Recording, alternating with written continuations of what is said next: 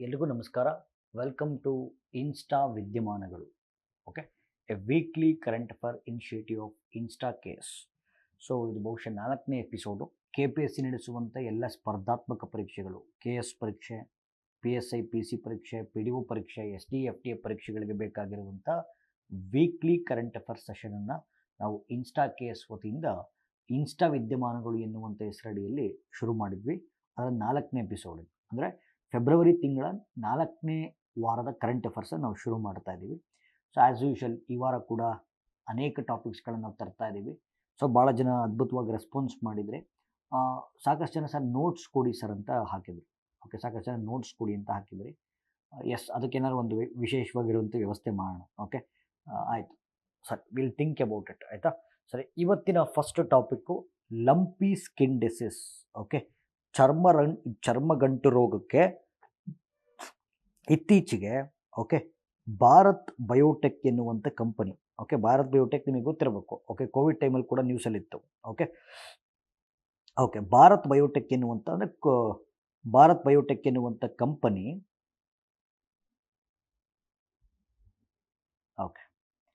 So Bharat Biotech ಎನ್ನುವಂಥ company Covid ಟೈಮಲ್ಲಿ ಕೋವ್ಯಾಕ್ಸಿನ್ ಎನ್ನುವಂಥ ವ್ಯಾಕ್ಸಿನನ್ನು ಡೆವಲಪ್ ಮಾಡಿತ್ತು. ಈಗ ಅದೇ ಕಂಪನಿ ಚರ್ಮಗಂಟು ರೋಗಕ್ಕೆ ಒಂದು ಹೊಸ ವ್ಯಾಕ್ಸಿನನ್ನು ಡೆವಲಪ್ ಮಾಡಿದೆ.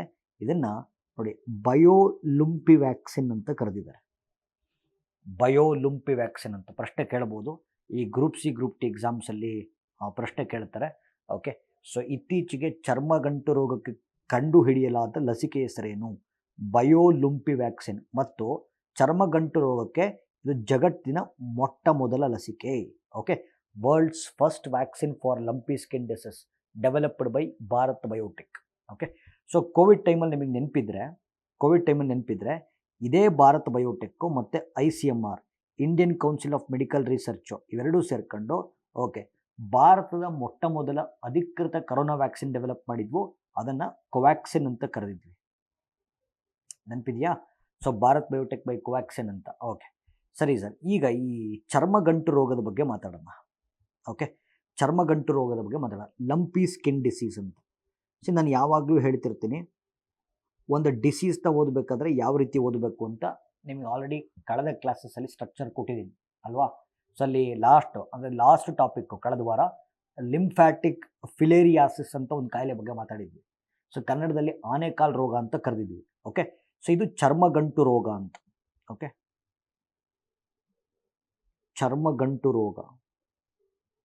ಚರ್ಮಗಂಟು ರೋಗ ಲಂಪಿ ಸ್ಕಿನ್ ಡಿಸೀಸ್ ಅಂತ ಕರಿತೀವಿ. ಇಲ್ಲಿ ಪ್ಯಾಥೋಜನ್ ನೋಡಿ, ಗಮನಿಸ್ಬೇಕಿಲ್ಲಿ. ಸೊ ಇದನ್ನು ಹರಡುವಂಥ ಪ್ಯಾಥೋಜನ್ ಯಾವುದು? ನೋಡಿ, ನಿತ್ಲಿಂಗ್ ವೈರಸ್ ಅಂತ. ನಿತ್ಲಿಂಗ್ ವೈರಸ್ ಗಮನಿಸ್ಬೇಕು. ಸಾಮಾನ್ಯವಾಗಿ ಜಾನುವಾರುಗಳಲ್ಲಿ ಕಂಡುಬರುವಂಥ ರೋಗ ನಿತ್ಲಿಂಗ್ ವೈರಸ್ ಅಂತ. ಸೊ ಸಾಮಾನ್ಯವಾಗಿ ಜಾನುವಾರುಗಳಲ್ಲಿ ಕಂಡುಬರುತ್ತೆ. ಸೊ ಜಾನುವಾರುಗಳಲ್ಲಿ ಹರಡೋದು ಯಾರು? ಸೊಳ್ಳೆಗಳು ಮತ್ತು ನೊಣಗಳು, ಸೊಳ್ಳೆಗಳು ಮತ್ತು ಕೀಟಗಳು. ಯಾವುದೋ ಒಂದು ಇನ್ಫೆಕ್ಟೆಡ್ ಕ್ಯಾಟಲ್ ಇರುತ್ತೆ ಅಂತ ಇಟ್ಕೊಳ್ಳೋಣ. ಒಂದು ಸೋಂಕಿತ ಆಕಳು ಇರುತ್ತೆ, ಅದಕ್ಕೆ ಸೊಳ್ಳೆ ಕಚ್ಚಿ ಅದು ಬ್ಲಡ್ನ ಸಕ್ ಮಾಡ್ಕೊಂಡು ಅದೇ ಸೊಳ್ಳೆ ಹೋಗಿ ಇನ್ನೊಂದು ಹಸು ಕಚ್ಚಿದ್ರೆ ವರ್ಗಾವಣೆ ಆಗುತ್ತೆ. ಸೊ ಇಲ್ಲಿ ವಾಹಕ ಬಂದು ಮಸ್ಕಿಟೋಸ್ ಆ್ಯಂಡ್ ಫ್ಲೈಸ್. ಸರಿ, ಇದು ಮೊಟ್ಟ ಮೊದಲ ಬಾರಿಗೆ ಪತ್ತೆ ಆಗಿದ್ದು 1929ರಲ್ಲಿ ಜಾಂಬಿಯಾ ದೇಶದಲ್ಲಿ ಪತ್ತೆ ಆಯಿತು. ಬಟ್ ಇಡೀ ಇಂಡಿಯಾದಲ್ಲಿ ಫಸ್ಟ್ ಪತ್ತೆ ಆಗಿದ್ದು ಒಡಿಶಾದಲ್ಲಿ. ಬಹುಶಃ 2019 ಅಥವಾ 20ರಲ್ಲಿ ಭಾರತಕ್ಕೆ ಪರಿಚಯ ಆಯಿತು. ಎಷ್ಟು ಹರಡ್ಕೊಂಡ್ಬಿಟ್ಟಿದೆ ಅಂತಂದರೆ ಈಗ ದೇಶದಾದ್ಯಂತ ರೋಗ ಕಾಣಿಸ್ಕೊಳ್ಳುತ್ತೆ. ಚರ್ಮಗಂಟು ರೋಗ ಅಂತ. ಸೊ ನೀವು ಗೂಗಲ್ ಮಾಡಿದ್ರೆ ಗೊತ್ತಾಗುತ್ತೆ. ಲಂಪಿ ಸ್ಕಿನ್ ಡಿಸೀಸ್ ಹೆಂಗೆ ಕಾಣುತ್ತೆ ಅಂತ, ಚರ್ಮಗಂಟು ರೋಗ ಹೆಂಗೆ ಕಾಣುತ್ತೆ ಅಂತ. ಸೊ ಬಟ್ ಜಗತ್ತಲ್ಲಿ ಮೊಟ್ಟ ಮೊದಲ ಪತ್ತೆ ಆಗಿದ್ದು ಜಾಂಬಿಯಾದಲ್ಲಿ. ಈ ನಿತ್ಲಿಂಗ್ ವೈರಸ್ ಏನು ಮಾಡಿಬಿಡುತ್ತೆ ಅಂತ ಹೇಳ್ತೀನಿ ನೋಡಿ. ಈ ನಿತ್ಲಿಂಗ್ ವೈರಸ್ಸು ಕೇಳಿಸ್ಕೊಳ್ಳಿ. ಈ ನಿತ್ಲಿಂಗ್ ವೈರಸ್ ಏನು ಮಾಡಿಬಿಡುತ್ತೆ? ಈ ಜಾನುವಾರುಗಳಲ್ಲಿ ವೈಟ್ ಬ್ಲಡ್ ಸೆಲ್ WBC ಇರ್ತವೆ. ಈಗ ರಕ್ತದಲ್ಲಿ 3 ಕಣಗಳು, RBC, WBC, ಪ್ಲೇಟಿಲೆಟ್ಸ್ ಅಂತ. ಸೊ ಈ WBC ಒಳಗಡೆ ಲಿಂಪ್ ನೋಡ್ಸ್ ಅಂತ ಇರ್ತವೆ. Lymph nodes, WBC white blood ಸೆಲ್ಸಲ್ಲಿ ಲಿಂಪ್ ನೋಡ್ಸ್ ಅಂತ. ಈ ನಿತ್ಲಿಂಗ್ ವೈರಸ್ ಏನು ಮಾಡಿಬಿಡುತ್ತೆ? ಈ ಲಿಂಪ್ ನೋಡ್ಸನ್ನು ಊದ್ಕೊಳ್ಳಂಗೆ ಮಾಡಿಬಿಡುತ್ತೆ. ಯಾವಾಗ ಲಿಂಪ್ ನೋಡ್ಸು ಸ್ವೆಲ್ ಆಗುತ್ತೋ, ಇನ್ಫ್ಲಮೇಟ್ ಆಗುತ್ತೋ, ಊದ್ಕೊಳ್ಳುತ್ತೋ, ಚರ್ಮದ ಮೇಲೆ ದಪ್ಪ ದಪ್ಪ ಬೊಬ್ಬೆಗಳು ಬರ್ತವೆ. ಹಾಗಾಗಿ ಇದನ್ನು ಚರ್ಮಗಂಟು ರೋಗ, ಲಂಪಿ ಸ್ಕಿನ್ ಡಿಸೀಸ್ ಅಂತ ಕರಿತೀವಿ. Okay, it is characterised with bubbles on the skin surface ಅಂತ ಹೇಳ್ತೀವಿ. ಓಕೆ, ಚರ್ಮದ ಮೇಲೆ ಬೊಬ್ಬೆಗಳು ಬರ್ತವೆ. ಈಗ ನಾವು ಯೂಶಲಿ ಚಿಕನ್ ಪಾಕ್ಸ್ ಆಯಿತು, ಸ್ಮಾಲ್ ಪಾಕ್ಸ್, ಚಿಕನ್ ಪಾಕ್ಸ್ ಕೇಳಿದ್ದೀರಾ. ಓಕೆ, ಸಿಡುಬು. ಓಕೆ, ಸಿಡುಬು ಅಂದರೆ ಚರ್ಮಗಳ ಮೇಲೆ ಬೊಬ್ಬೆ ಬರ್ತವೆ, ಆಯಿತಾ. ಆದರೆ ಇಲ್ಲಿ ಒಂದು ಬೊಬ್ಬೆ ಬಂದು ಒಂದು ಮುದ್ದೆ ಗಾತ್ರ ಇರುತ್ತೆ. ಆಗ ಕೆಲವು ಭಾಗದಲ್ಲಿ ಇದನ್ನು ಮುದ್ದೆ ಚರ್ಮ ರೋಗ ಅಂತ ಕೂಡ ಕರಿತೀವಿ. ಓಕೆ, ಸೊ ಈ ನಿಟ್ಲಿಂಗ್ ವೈರಸ್ಸು WBC ಒಳಗಿರುವಂಥ ಲಿಂಪ್ ನೋಡ್ಸನ್ನು ಸ್ವೆಲ್ಲಿಂಗ್ ಮಾಡೋದ್ರಿಂದ ಸೊ ಚರ್ಮದ ಮೇಲೆ ಮುದ್ದೆ ಗಾತ್ರದ ಬೊಬ್ಬೆಗಳು ಬರ್ತವೆ. ಇದನ್ನು ಲಂಪಿ ಸ್ಕಿನ್ ಡಿಸೀಸ್ ಅಂತ ಕರಿತೀವಿ. ಓಕೆ, ಸೊ ಆಯಿತು. ಸಿಂಪ್ಟಮ್ಸ್ ಬಗ್ಗೆ ಈಗ ತಾನೇ ಡಿಸ್ಕಸ್ ಮಾಡಿದ್ದೀನಿ. ಸೊ ಸಿಂಪ್ಟಮ್ಸ್ ಹೆಂಗೆ ಕ್ರಿಯೇಟ್ ಆಗುತ್ತೆ ಅಂತ. ಸೊ ಒಂದು 10 ಹಸುಗಳಿಗೆ ಬಂದರೆ, ಸೊ ಒಂದು 100 ಹಸುಗಳಿಗೆ ಬಂದರೆ 10 ಹಸುಗಳು ಸಾಯ್ತವೆ. ಮೊಟಾಲಿಟಿ ರೇಟ್, ಸಾವಿನ ಪ್ರಮಾಣ 10% ಇದೆ. ಓಕೆ, ಇದಕ್ಕೆ ಇಲ್ಲಿವರೆಗೂ ಟ್ರೀಟ್ಮೆಂಟ್ ಇರಲಿಲ್ಲ. ಆದರೆ ಈಗ ನ್ಯೂಸ್ ಏನೇನಿದೆ ಅಂತಂದರೆ, ಎಸ್, ಭಾರತದ ಒಂದು ಸಂಸ್ಥೆ, ಓಕೆ, ಭಾರತ್ ಬಯೋಟೆಕ್ ಎನ್ನುವಂಥ ಸಂಸ್ಥೆ ಜಗತ್ತಿನ ಮೊಟ್ಟ ಮೊದಲ ಲಂಪಿ ಸ್ಕಿನ್ ಡಿಸೀಸ್ ವ್ಯಾಕ್ಸಿನನ್ನು ಅಭಿವೃದ್ಧಿಪಡಿಸಿದೆ. ಹಾಗಾಗಿ ಇದು ನ್ಯೂಸಲ್ಲಿದೆ, right. Okay, next PM Ajay scheme ಅಂತ. Okay, so PM Ajay scheme ಅಂತ ಭಾಳ ಇಂಪಾರ್ಟೆಂಟ್. ಸೊ ಆಲ್ರೆಡಿ ನಿಮಗೆ ಗೊತ್ತಿದೆ. ಓಕೆ, ನೋಡಿ, PM ಅಜಯ್ ಸ್ಕೀಮ್ದು ಒಂದು ಸತಿ ಕೇಳ್ತಾನೆ, ವಿಸ್ತೃತ ರೂಪವನ್ನು ಹೇಳಿ ಅಂತ. ಓಕೆ, ಸೊ PM ಅಜಯ್ ಸ್ಕೀಮ್ದು ಪ್ರಧಾನಮಂತ್ರಿ, ಎಸ್ ನೋಡಿಲಿ, ಪ್ರಧಾನಮಂತ್ರಿ ಅನುಸೂಚಿತ್ ಜಾತಿ ಅಭ್ಯುದಯ ಯೋಜನಾ. ಪ್ರಧಾನಮಂತ್ರಿ ಅನುಸೂಚಿತ್ ಜಾತಿ ಅಭ್ಯುದಯ ಯೋಜನಾ, PM ಅಜಯ್ ಸ್ಕೀಮ್. ಹೊಸ ಸ್ಕೀಮ್, ಇದು ಒಂದು ಹೊಸ ಸ್ಕೀಮೇ. ಓಕೆ, 2021 ಜಾರಿಗೆ ಬಂತು. ಓಕೆ, ಈಗ ಒಂದು ಸ್ಕೀಮ್ನ ಹೆಂಗೆ ಓದಬೇಕು? ಓಕೆ, ಆಲ್ರೆಡಿ ನಿಮಗೆ ಗೊತ್ತಿದೆ, ಸ್ಟ್ರಕ್ಚರ್ ಗೊತ್ತಿದೆ. ಓಕೆ, ಸೊ ಫಸ್ಟು ಅದ್ರ ಹೆಸರು ಗೊತ್ತಿರಬೇಕು. ಓಕೆ, ಪ್ರಾರಂಭ ಆದಂಥ ವರ್ಷ ಗೊತ್ತಿರಬೇಕು, ಉದ್ದೇಶಗಳು ಗೊತ್ತಿರಬೇಕು, ಉದ್ದೇಶಿತ ಫಲಾನುಭವಿ ಗೊತ್ತಿರಬೇಕು. ಓಕೆ, ಸೊ ಉದ್ದೇಶಿತ ಫಲಾನುಭವಿ ಗೊತ್ತಿರಬೇಕು, ಟಾರ್ಗೆಟೆಡ್ ಬೆನಿಫಿಷರಿ, ಅದಾಯ್ತಲ್ಲ ಉದ್ದೇಶಿತ. ಓಕೆ, ನೆಕ್ಸ್ಟ್ ಇಂಪ್ಲಿಮೆಂಟಿಂಗ್ ಮಿನಿಸ್ಟ್ರಿ, ಅನುಷ್ಠಾನಗೊಳಿಸುವ ಸಚಿವಾಲಯ ಮತ್ತು ಫಿನಾನ್ಸಿಂಗ್, ಹಣಕಾಸು ಹಂಚಿಕೆ ಗೊತ್ತಿರಬೇಕು. ಆಯಿತಾ. ಈಗ ನೇಮ್ ಬಂದು, so we already discussed PM Ajay scheme. ಆಯಿತಾ, ಕೇಳಿಸ್ಕೊಳ್ಳಿ. ಓಕೆ, PM ಅಜಯ್ ಸ್ಕೀಮ್, ವರ್ಷ 2021. ಉದ್ದೇಶ ನೋಡಿ, ಒಂದು, ಈ ಸ್ಕೀಮ್ ತಂದಿರೋದು SC ಕ್ಯಾಟಗರಿಯವ್ರಿಗೆ, ಪರಿಶಿಷ್ಟ ಜಾತಿ, ಭಾಳ ಕ್ಲಿಯರ್ ಕಟ್ಟಾಗಿ ಗೊತ್ತಿರಬೇಕು, SC ಕ್ಯಾಟಗರಿಯವ್ರಿಗೆ. ಓಕೆ, ಪರಿಶಿಷ್ಟ ಜಾತಿ ವರ್ಗದವ್ರನ್ನ ಮೇಲೆತ್ತುವುದು, ಇದು ಮೊದಲ ಉದ್ದೇಶ.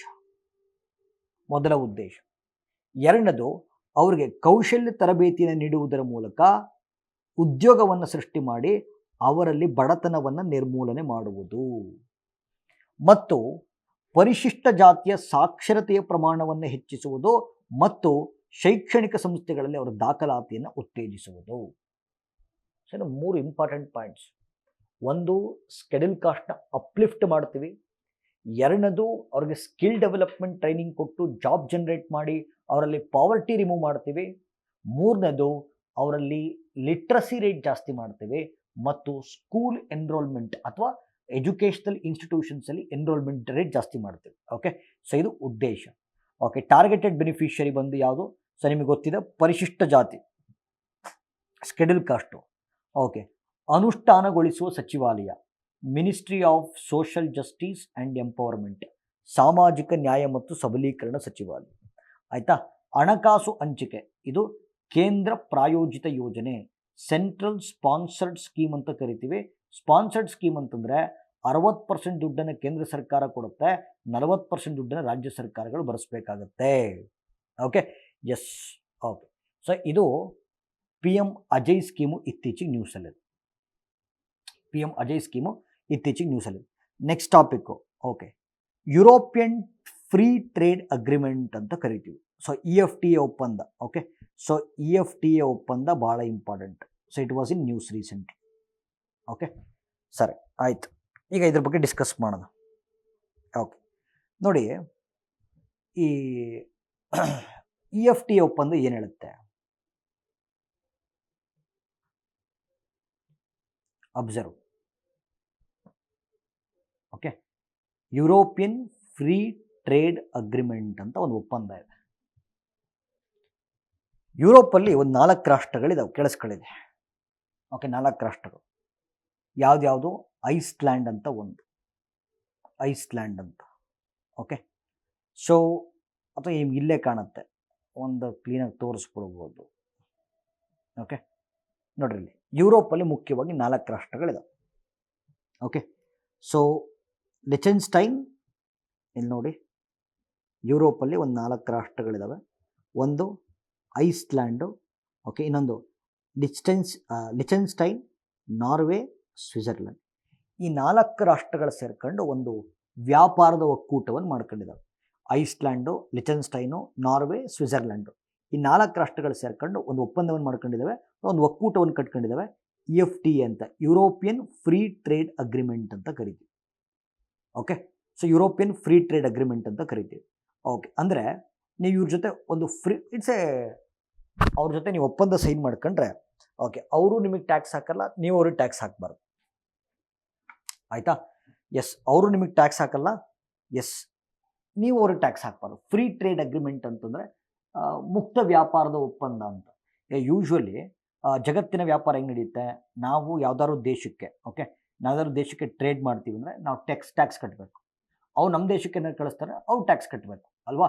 ಬಟ್ ಫ್ರೀ ಟ್ರೇಡ್ ಅಗ್ರಿಮೆಂಟ್ಸಲ್ಲಿ ಯಾವುದೂ ಟ್ಯಾಕ್ಸಸ್ ಇರಲ್ಲ, ಮುಕ್ತ ವ್ಯಾಪಾರ ಒಪ್ಪಂದ ಅಂತ ಕರಿತೀವಿ. ಹಾಗಾದರೆ ಸೊ ಎಕ್ಸಾಂಪಲ್ ಪ್ರಶ್ನೆ ಕೇಳ್ಬೋದು, ಯುರೋಪಿಯನ್ ಫ್ರೀ ಟ್ರೇಡ್ ಅಗ್ರಿಮೆಂಟಲ್ಲಿ ಕಂಡು ಬರುವಂಥ ಸದಸ್ಯ ರಾಷ್ಟ್ರಗಳು ಯಾವ್ಯಾವು? ಐಸ್ಲ್ಯಾಂಡು, ಲಿಚೆನ್ಸ್ಟೈನು, ನಾರ್ವೆ ಮತ್ತು ಸ್ವಿಟ್ಜರ್ಲ್ಯಾಂಡ್. ಓಕೆ, ಸೊ ಈ 4 ರಾಷ್ಟ್ರಗಳಲ್ಲಿ ಎಸ್ಪೆಷಲಿ ನೋಡಿ, ಈ 4 ರಾಷ್ಟ್ರಗಳಲ್ಲಿ ಎಸ್ಪೆಷಲಿ ಇವೆರಡು ರಾಷ್ಟ್ರಗಳು ಯಾವುದು? ಸ್ವಿಟ್ಜರ್ಲ್ಯಾಂಡು ಮತ್ತು ಲಿಚೆನ್ಸ್ಟೈನು. ಓಕೆ, ಇವೆರಡೂ ಕೂಡ ಭಾರತದೊಂದಿಗೆ ದ್ವಿಪಕ್ಷೀಯ ಹೂಡಿಕೆ ಸಂಬಂಧಕ್ಕೆ ಸಹಿ ಹಾಕಬೇಕು ಅಂತೇಳಿ ಚರ್ಚೆ ನಡೆಸ್ತಾ ಇದ್ದಾವೆ. ಹಾಗಾಗಿ EFTA ನ್ಯೂಸಲ್ಲಿ. ಓಕೆ, ಸೊ ಅಂದರೆ 4 EFTA ಕಂಟ್ರೀಸ್ ಇದಾವಲ್ವಾ, 4 EFTA ಕಂಟ್ರೀಸ್ ಇದ್ದಾವೆ. ಅದರಲ್ಲಿ ಸ್ವಿಟ್ಜರ್ಲ್ಯಾಂಡು ಮತ್ತು ಲಿಚೆನ್ಸ್ಟೈನು ಭಾರತದೊಂದಿಗೆ ಬೈಲ್ಯಾಟ್ರಲ್ ಇನ್ವೆಸ್ಟ್ಮೆಂಟ್ ಟ್ರೀಟಿನ ಸೈನ್ ಹಾಕಬೇಕು ಅಂತೇಳಿ ಚರ್ಚೆಯನ್ನು ನಡೆಸ್ತಾ ಇದ್ದಾವೆ. ಅಂದರೆ ದ್ವಿಪಕ್ಷೀಯ ಹೂಡಿಕೆ ಒಪ್ಪಂದವನ್ನು ಸೈನ್ ಹಾಕಬೇಕು ಅಂತೇಳಿ ಚರ್ಚೆ ಮಾಡ್ತಾ ಇದ್ದಾವೆ. ಹಾಗಾಗಿ ಇದು ನ್ಯೂಸಲ್ಲಿದೆ. ಮತ್ತು ಕಳೆದ ವರ್ಷ ಈ 4 ರಾಷ್ಟ್ರಗಳು ಭಾರತ ಜೊತೆ ಒಂದು ಒಪ್ಪಂದ ಮಾಡ್ಕೊಂಡಿದ್ದಾವೆ. ಕಳೆದ ವರ್ಷ 2024 EFTA ಏನು ಮಾಡಿದೆ? ಭಾರತದ ಜೊತೆಗೆ ಒಂದು ಒಪ್ಪಂದ ಮಾಡ್ಕೊಂಡಿದೆ. ಏನಂತಂದರೆ, ಈ 4 ರಾಷ್ಟ್ರಗಳು ಸೇರ್ಕೊಂಡು ಮುಂದಿನ 15 ವರ್ಷಗಳಲ್ಲಿ ಭಾರತದಲ್ಲಿ $100 ಬಿಲಿಯನ್ ಹೂಡಿಕೆ ಮಾಡ್ತೀವಿ ಅಂತೇಳಿ ಒಂದು ವಿಶೇಷ ಒಪ್ಪಂದಕ್ಕೆ ಸೈನ್ ಹಾಕಿದ್ದಾವೆ ಅಂತ. ಭಾಳ ಇಂಪಾರ್ಟೆಂಟ್, ಆಯಿತಾ? ಮತ್ತು ಈ 4 ರಾಷ್ಟ್ರಗಳಲ್ಲಿ ಭಾರತದೊಂದಿಗೆ ಅತಿ ಹೆಚ್ಚು ವ್ಯಾಪಾರವನ್ನು ಮಾಡುವಂಥ ರಾಷ್ಟ್ರ ಸ್ವಿಟ್ಜರ್ಲ್ಯಾಂಡ್. ಓಕೆ, EFTA ಕಂಟ್ರೀಸಲ್ಲಿ Switzerland is the largest trade partner of India ಅಂತ ಕರಿತೀವಿ, ರೈಟ್? ಓಕೆ, ದೆನ್ ಸೊ ಅಲ್ಪಸಂಖ್ಯಾತರಿಗೆ ಸಂಬಂಧಪಟ್ಟಂತೆ ಭಾರತ ಸರ್ಕಾರ ಒಂದು ಇತ್ತೀಚಿನ ಬಡ್ಜೆಟಲ್ಲಿ ಒಂದು ಕಾರ್ಯಕ್ರಮ ಘೋಷಣೆ ಮಾಡಿದೆ. Okay, so first of all minorities ಅಂದರೆ ಯಾರು ಅಂತ ಗೊತ್ತಿರಬೇಕು. Know what is minorities? ಅಲ್ಪಸಂಖ್ಯಾತರು ಅಂದರೆ ಯಾರು? ಓಕೆ, ಸೊ ಕೇಳಿಸ್ಕೊಳ್ಳಿ, ಅಲ್ಪಸಂಖ್ಯಾತರು ಅಂದರೆ ಯಾರು?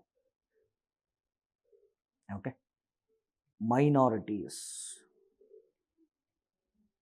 ಭಾರತದಲ್ಲಿ 2011 ಸೆನ್ಸಸ್ ಪ್ರಕಾರ, 2011ರ ಗಣತಿ ಪ್ರಕಾರ ಭಾರತದ ಒಟ್ಟು ಪಾಪ್ಯುಲೇಷನ್ನಲ್ಲಿ, ಭಾರತದ ಒಟ್ಟು ಜನಸಂಖ್ಯೆಯಲ್ಲಿ, ಓಕೆ, ಇಂಡಿಯಾಸ್ ಟೋಟಲ್ ಪಾಪ್ಯುಲೇಷನಲ್ಲಿ 21% ಪಾಪ್ಯುಲೇಷನ್ಗಿಂತ ಕಡಿಮೆ ಇರುವಂಥ ಸಮುದಾಯಗಳನ್ನು ಅಲ್ಪಸಂಖ್ಯಾತ ಸಮುದಾಯಗಳು ಅಂತ ಕರಿತೀವಿ. ಓಕೆ, ಈಗ ನಮ್ಮಲ್ಲಿ 6 ಅಲ್ಪಸಂಖ್ಯಾತ ಸಮುದಾಯಗಳಿದ್ದಾವೆ. ಓಕೆ, ಸೊ ಕ್ರಿಶ್ಚಿಯನ್ಸ್ ಇದ್ದಾರೆ, ಓಕೆ, ಮುಸ್ಲಿಮ್ಸ್ ಇದ್ದಾರೆ, ಓಕೆ, ಕ್ರಿಶ್ಚಿಯನ್ಸ್ ಮುಸ್ಲಿಮ್ಸ್ ಇದ್ದಾರೆ, ಜೈನ್ಸ್ ಇದ್ದಾರೆ, ಸಿಖ್ರಿದ್ದಾರೆ, ಓಕೆ, ಜೈನ್ಸ್ ಇದ್ದಾರೆ, ಸಿಖ್ ಇದ್ದಾರೆ, ಬುದ್ಧಿಸ್ಟ್ ಇದ್ದಾರೆ, ಬೌದ್ಧ ಧರ್ಮವನ್ನು ಪ್ರತಿಪಾದನೆ ಮಾಡೋರು, ಮತ್ತೊಂದು ಪಾರ್ಸಿಗಳಿದೆ, ಪಾರ್ಸಿಗಳು. ಈ ಪಾರ್ಸಿಗಳನ್ನು ಝರೋಸ್ಟ್ರಿಯನ್ಸ್ ಅಂತ ಕೂಡ ಕರಿತೀವಿ. Okay, Parsis are also called Zoroastrians. So there are 6 minority communities in India: ಕ್ರಿಶ್ಚಿಯನ್ರು, ಮುಸಲ್ಮಾನರು, ಜೈನರು, ಸಿಖ್ರು, ಬುದ್ಧಿಸ್ಟು, ಪಾರ್ಸಿಯನ್ಸ್. ಓಕೆ, ಸೊ ಇವರಿಗೆ, ಓಕೆ, ಈ ಅಲ್ಪಸಂಖ್ಯಾತ ಸಮುದಾಯಗಳನ್ನು ಮೇಲೆತ್ತುವಂಥ ಪ್ರಯತ್ನಕ್ಕೆ ಭಾರತ ಸರ್ಕಾರ ಇತ್ತೀಚೆಗೆ ಒಂದು ಕಾರ್ಯಕ್ರಮ ಲಾಂಚ್ ಮಾಡಿತು. ಇದನ್ನು ಓಕೆ 15 ಪಾಯಿಂಟ್ ಪ್ರೋಗ್ರಾಮ್ ಅಂತ ಕರೆದಿದ್ದಾರೆ. ಓಕೆ, 15 ಪಾಯಿಂಟ್ ಪ್ರೋಗ್ರಾಮ್ ಅಂತ ಅಂದರೆ 15 ಪಾಯಿಂಟ್ ಪ್ರೋಗ್ರಾಮ್ ಅಂದರೆ 15 ಯೋಜನೆಗಳನ್ನು ಪಟ್ಟಿ ಮಾಡಿ ಅವುಗಳನ್ನು ಅಲ್ಪಸಂಖ್ಯಾತ ಸಮುದಾಯಗಳಲ್ಲಿ ಸಂಪೂರ್ಣವಾಗಿ ಅನುಷ್ಠಾನಗೊಳಿಸುವಂಥ ಯೋಜನೆ ಅಂತ.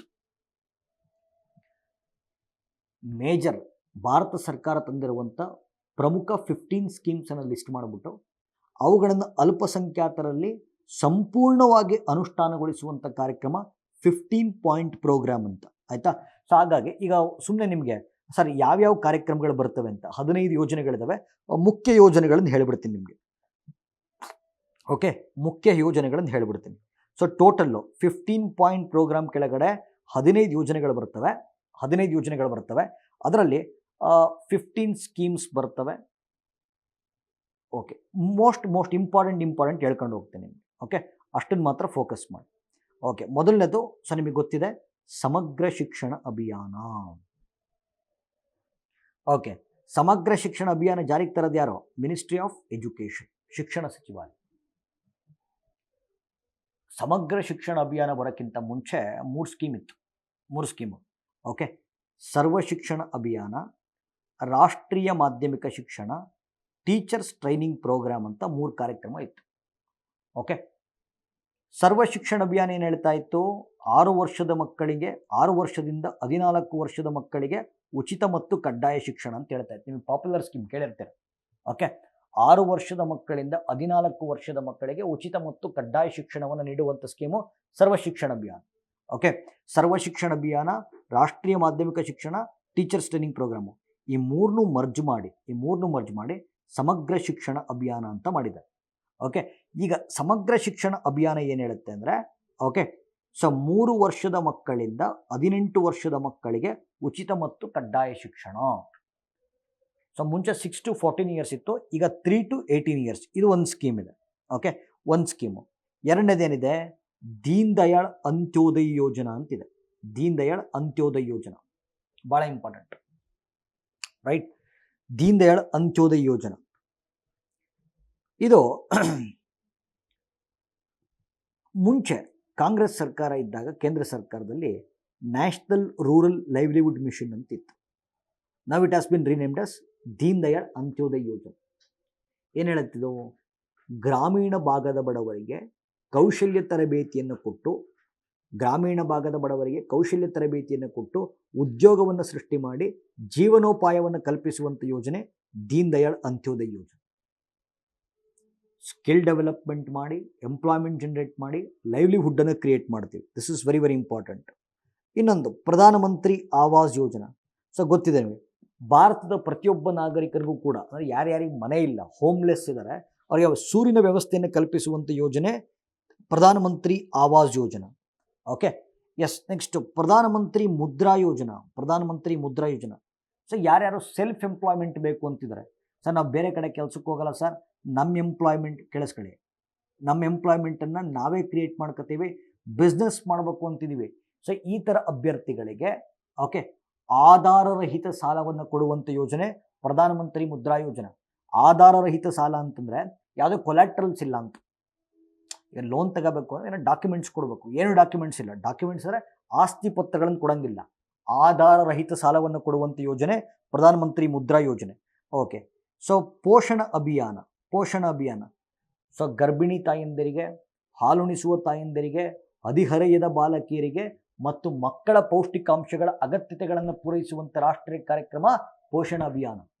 Okay, so lactating mother's, pregnant women, adolescent girls ಮತ್ತು ಚಿಲ್ಡ್ರನ್, ಮಕ್ಕಳ ಪೌಷ್ಟಿಕಾಂಶದ ಅಗತ್ಯತೆಗಳನ್ನು ಪೂರೈಸುವಂಥ ಯೋಜನೆ ಪೋಷಣ ಅಭಿಯಾನ. ಓಕೆ, ಸೊ ಭಾರತದ ನೋಡಿ 80 ಕೋಟಿ BPL ಕುಟುಂಬಸ್ಥರಿಗೆ ಒಂದು ಕುಟುಂಬಕ್ಕೆ 1 ವರ್ಷಕ್ಕೆ 5 ಲಕ್ಷ ರೂಪಾಯಿಗಳ ಉಚಿತ ಚಿಕಿತ್ಸೆಯನ್ನು ಕೊಡುವಂಥ ಯೋಜನೆ ಆಯುಷ್ಮಾನ ಭಾರತ. ಓಕೆ, 2028 ಒಳಗೆ ಭಾರತದ ಪ್ರತಿಯೊಂದು ಮನೆಗೆ ಕೊಳಾಯಿಗಳ ಸಂಪರ್ಕದ ಮೂಲಕ ಶುದ್ಧ ಕುಡಿಯುವ ನೀರನ್ನು ಪೂರೈಸುವಂಥ ಯೋಜನೆ ಜಲಜೀವನ್ ಮಿಷನ್. ಸೊ ಇವೆಲ್ಲ ನೋಡಿ, ಈ ನಾನು ನಿಮಗೆ ಒಂದು 5-10 ಹೇಳಿದ್ದೀನಿ. ಓಕೆ, 1 2 3 4 5 6 7 8 ಹೇಳಿದ್ದೀನಿ. ಈ ಥರದ್ದು 15 ಯೋಜನೆಗಳಿದ್ದಾವೆ. ಓಕೆ, ಇಂಥ 15 ಯೋಜನೆಗಳನ್ನು ಮೈನಾರಿಟೀಸ್ಗಳಿಗೆ ತಲುಪಿಸಲು ಭಾರತ ಸರ್ಕಾರ ತಂದಿರುವಂಥ ಯೋಜನೆ ಪ್ರಧಾನಮಂತ್ರಿಗಳ 15 ಪಾಯಿಂಟ್ ಪ್ರೋಗ್ರಾಮ್ ಅಂತ.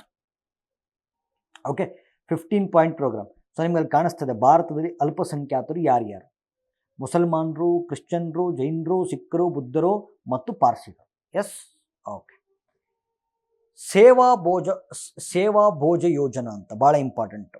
ಓಕೆ, ಸೊ ಇದು ಕೂಡ ಮೋಸ್ಟ್ ಇಂಪಾರ್ಟೆಂಟ್ ಸ್ಕೀಮು, ಕೇಳಿಸ್ಕೊಳ್ಳಿ. ಇದು ಇತ್ತೀಚೆಗೆ ನ್ಯೂಸಲ್ಲಿತ್ತು ನೋಡಿ. ಈಗ ಯಾರೇ ಆದರೂ ಕೂಡ ಸರ್ಕಾರಕ್ಕೆ ಟ್ಯಾಕ್ಸ್ ಕಟ್ಟಲೇಬೇಕು. ಓಕೆ, ಸೊ ಯಾರೇ ಆದರೂ ಕೂಡ ಸರ್ಕಾರಕ್ಕೆ ಟ್ಯಾಕ್ಸ್ ಕಟ್ಟಲೇಬೇಕು, ಆಯಿತಾ. ಸೊ ಇತ್ತೀಚೆಗೆ ಭಾರತ ಸರ್ಕಾರ ಒಂದು ಪರೋಕ್ಷ ತೆರಿಗೆಯನ್ನು ಇಂಟ್ರಡ್ಯೂಸ್ ಮಾಡಿದೆ, GST ಅಂತ ಕರಿತೀವಿ. Okay, so GST, goods and service tax ಅಂತ. ಓಕೆ, ಸೊ GSTನಲ್ಲಿ 3 ಥರ GST ಇದಾವೆ ಅಲ್ವಾ: CGST, CGST, SGST, SGST, IGST ಅಂತ. Central GST, state GST, ಇಂಟ್ರಸ್ಟೇಟ್ GST ಅಂತ. ಓಕೆ, ಸೊ ಯೂಶಲಿ ನಿಮಗೆ ಗೊತ್ತಿದೆ, ಈಗ 18% ಟ್ಯಾಕ್ಸ್ ಹಾಕ್ತಾರೆ GST. 18% GST ಟ್ಯಾಕ್ಸ್ ಹಾಕ್ತಾರೆ. 9% ಕೇಂದ್ರ ಸರ್ಕಾರಕ್ಕೆ ಹೋಗುತ್ತೆ, 9% ರಾಜ್ಯ ಸರ್ಕಾರಕ್ಕೆ ಹೋಗುತ್ತೆ. ಆ ಗೂಡ್ಸ್ ಅಥವಾ ಸರ್ವೀಸಸ್ಸು 2 ರಾಜ್ಯಗಳ ನಡುವೆ, ಓಕೆ, 2 ರಾಜ್ಯಗಳ ನಡುವೆ ಓಡಾಡ್ತಿದ್ರೆ ಅವಾಗ ಸೆಂಟ್ರಲ್ ಗೌರ್ಮೆಂಟು ಹಾಕ್ತಾರೆ, ಸ್ಟೇಟ್ ಗೌರ್ಮೆಂಟು ಹಾಕ್ತಾರೆ. That is interstate GST.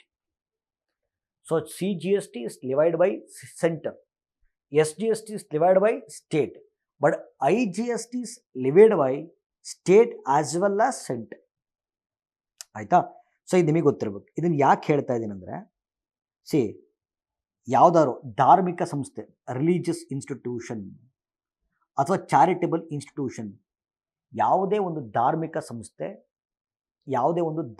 ಸಂಸ್ಥೆ ಅಥವಾ ದತ್ತಿ ಸಂಸ್ಥೆ 1 ತಿಂಗಳಿಗೆ, ಓಕೆ ನೋಡಿ ಕೇಳಿಸ್ಕೋಬೇಕಿಲ್ಲಿ, 1 ತಿಂಗಳಿಗೆ 5,000 ರೂಪಾಯಿ, 5,000 ಜನಗಳ ಮೇಲೆ ಊಟ ಹಾಕ್ತದೆ, ಉಚಿತವಾಗಿ ಊಟ ಕೊಡ್ತಾ ಇದ್ದಾರೆ. ಈಗ ನಿಮಗೆ ಧಾರ್ಮಿಕ ಸಂಸ್ಥೆಗಳು ಗೊತ್ತಿರಬೇಕು.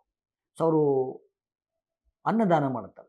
ಓಕೆ, ಧಾರ್ಮಿಕ ಸಂಸ್ಥೆಗಳು, ದೇವಸ್ಥಾನಗಳು, ಮಠಗಳು, ಓಕೆ, ಚಾರಿಟಬಲ್ ಆರ್ಗನೈಸೇಷನ್, ದತ್ತಿ ಸಂಸ್ಥೆಗಳೇನು ಮಾಡ್ತವೆ, ಸೊ ಮಾಡ್ತಾನೆ, ಅನ್ನ ಸಂತರ್ಪಣೆ ಅಂತ ಮಾಡ್ತಾರೆ.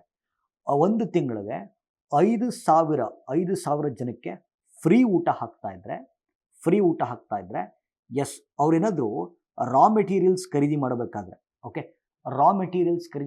ಕಚ್ಚಾ ವಸ್ತುಗಳನ್ನು ಖರೀದಿ ಮಾಡಬೇಕಾದ್ರೆ ಅದಕ್ಕೆ ಕೇಂದ್ರ ಸರ್ಕಾರ ಏನು CGST ಆಗ್ತಾ ಇತ್ತು ಅದನ್ನು ಕ್ಯಾನ್ಸಲ್ ಮಾಡುತ್ತೆ. ಮತ್ತು IGSTನಲ್ಲಿ ಕೇಂದ್ರದ ಪಾಲೇನಿತ್ತು ಅದನ್ನು ಕ್ಯಾನ್ಸಲ್ ಮಾಡುತ್ತೆ. ಈ ಕ್ಯಾನ್ಸಲ್ ಮಾಡುವಂಥ ಯೋಜನೆ ಬಂದು ಸೇವಾ ಭೋಜ್ ಯೋಜನೆ ಅಂತ. ಅರ್ಥ ಆಗ್ತಿದೆಯಾ? ಸೊ ಭಾಳ ಸಿಂಪಲ್ ಇದು. ಒಂದು ನೋಡಿ ಕೇಳಿಸ್ಕೊಳ್ಳಿ, ಒಂದು ಧಾರ್ಮಿಕ ಸಂಸ್ಥೆ ಆಗಿರ್ಬೋದು, ದತ್ತಿ ಸಂಸ್ಥೆ ಆಗಿರ್ಬೋದು, 1 ತಿಂಗಳಿಗೆ 5,000ಕ್ಕಿಂತ ಹೆಚ್ಚು ಜನಗಳಿಗೆ ಅನ್ನ ಸಂತರ್ಪಣೆ ಮಾಡ್ತಾ ಇದ್ದರೆ, ಓಕೆ, ಅನ್ನ ಸಂತರ್ಪಣೆ ಮಾಡಲಿಕ್ಕೆ ಬೇಕಾಗಿರ್ತಕ್ಕಂಥ ಕಚ್ಚಾ ವಸ್ತುಗಳನ್ನು ಖರೀದಿ ಮಾಡಬೇಕಾದ್ರೆ ಆ ವಸ್ತುಗಳ ಮೇಲೆ ಹಾಕುವಂಥ ಕೇಂದ್ರ ಸರ್ಕಾರದ ತೆರಿಗೆ ಮತ್ತು IGSTನಲ್ಲಿ ಕೇಂದ್ರ ಸರ್ಕಾರದ ಪಾಲನ್ನು ಕಡಿತಗೊಳಿಸಲಾಗುತ್ತೆ. ಇದನ್ನು ಸೇವಾ ಭೋಜ್ ಯೋಜನೆ ಅಂತ ಕರಿತೀವಿ. ಓಕೆ, ಈ ವಿನಾಯಿತಿ ಪಡಿಬೇಕು ಅಂದರೆ ಆ ಧಾರ್ಮಿಕ ಸಂಸ್ಥೆ ಅಥವಾ ದತ್ತಿ ಸಂಸ್ಥೆ, ಓಕೆ, ಧಾರ್ಮಿಕ ಸಂಸ್ಥೆ ಅಥವಾ ದತ್ತಿ ಸಂಸ್ಥೆ ಕಳೆದ 3 ವರ್ಷಗಳಿಂದ ಉಚಿತವಾಗಿ ಊಟ ಕೊಡ್ತಾ ಇರಬೇಕು. ಪ್ರತಿ ತಿಂಗಳು 5,000 ಜನಕ್ಕೆ ಊಟ ಕೊಡ್ತಾ ಇರಬೇಕು. ಮತ್ತು ಹಾಗಂತ ಜಿಲ್ಲಾಧಿಕಾರಿ ಕೈಲಿ ಒಂದು ವಿಶೇಷವಾಗಿರುವಂಥ ಪ್ರಮಾಣ ಪತ್ರವನ್ನು ಪಡೆದಿರಬೇಕು. ಇದು ಸೇವಾ ಭೋಜ್ ಯೋಜನೆ. ಓಕೆ, ಇದು ಪ್ರಾರಂಭ ಆಗಿದ್ದು 2018. ಅನುಷ್ಠಾನಗೊಳಿಸುವಂಥ ಸಚಿವಾಲಯ ಸಂಸ್ಕೃತಿ ಸಚಿವಾಲಯ. ಓಕೆ, ಮತ್ತು ಇದು ಕೇಂದ್ರ ಪ್ರಾಯೋಜಿತ ಯೋಜನೆ. ಅಂದರೆ 100ಕ್ಕೆ 100% ಅನುದಾನವನ್ನು ಕೇಂದ್ರ ಸರ್ಕಾರವೇ ಕೊಡುತ್ತೆ ಅಂತ. ಓಕೆ, ಎಸ್, ಓಕೆ, ಇದೊಂದು ಟಾಪಿಕ್ಕು. ನೆಕ್ಸ್ಟು, ಓಕೆ, ಇತ್ತೀಚೆಗೆ ಹೈದರಾಬಾದ್ ನಗರ ಇತ್ತೀಚೆಗೆ ಒಂದು ಬರ್ಡ್ ಅಟ್ಲಾಸ್ ಅನ್ನು ತಯಾರು ಮಾಡಿದೆ. ಇದೊಂದು ನ್ಯೂಸಲ್ಲಿದೆ. ಓಕೆ, ಸೊ ಹೈದರಾಬಾದ್ ನಗರ ಒಂದು ಬರ್ಡ್ ಅಟ್ಲಾಸ್ ಅನ್ನು ತಯಾರು ಮಾಡಿದೆ. ಓಕೆ, ಸರಿ. ಈಗ ನೋಡಿ, ಇತ್ತೀಚೆಗೆ ಪ್ರಶ್ನೆ ಕೇಳ್ತಾರೆ, ಬರ್ಡ್ ಅಟ್ಲಾಸ್ ಅನ್ನು ಇತ್ತೀಚೆಗೆ ತಯಾರು ಮಾಡಿರುವಂಥ ನಗರ ಹೈದರಾಬಾದ್. ಸರ್ ಹೈದರಾಬಾದ್ ಫಸ್ಟ್ ಸಿಟಿನ ಸರ್? ಹಂಗೇನಿಲ್ಲ. ಇದಕ್ಕಿಂತ ಮುಂಚೆ ಬರ್ಡ್ ಅಟ್ಲಾಸನ್ನು ತಯಾರು ಮಾಡಿರುವಂಥ ನಗರಗಳು ಫಸ್ಟ್ ಪುಣೆ, ಮೈಸೂರು ಕೂಡ ಈ ಪ್ರಯತ್ನ ಮಾಡಿದೆ, ಕೊಯಂಬತ್ತೂರು. ಓಕೆ, ಸೊ ಕೊಯಂಬತ್ತೂರು ಕೂಡ ಈ ಪ್ರಯತ್ನ ಮಾಡಿದೆ.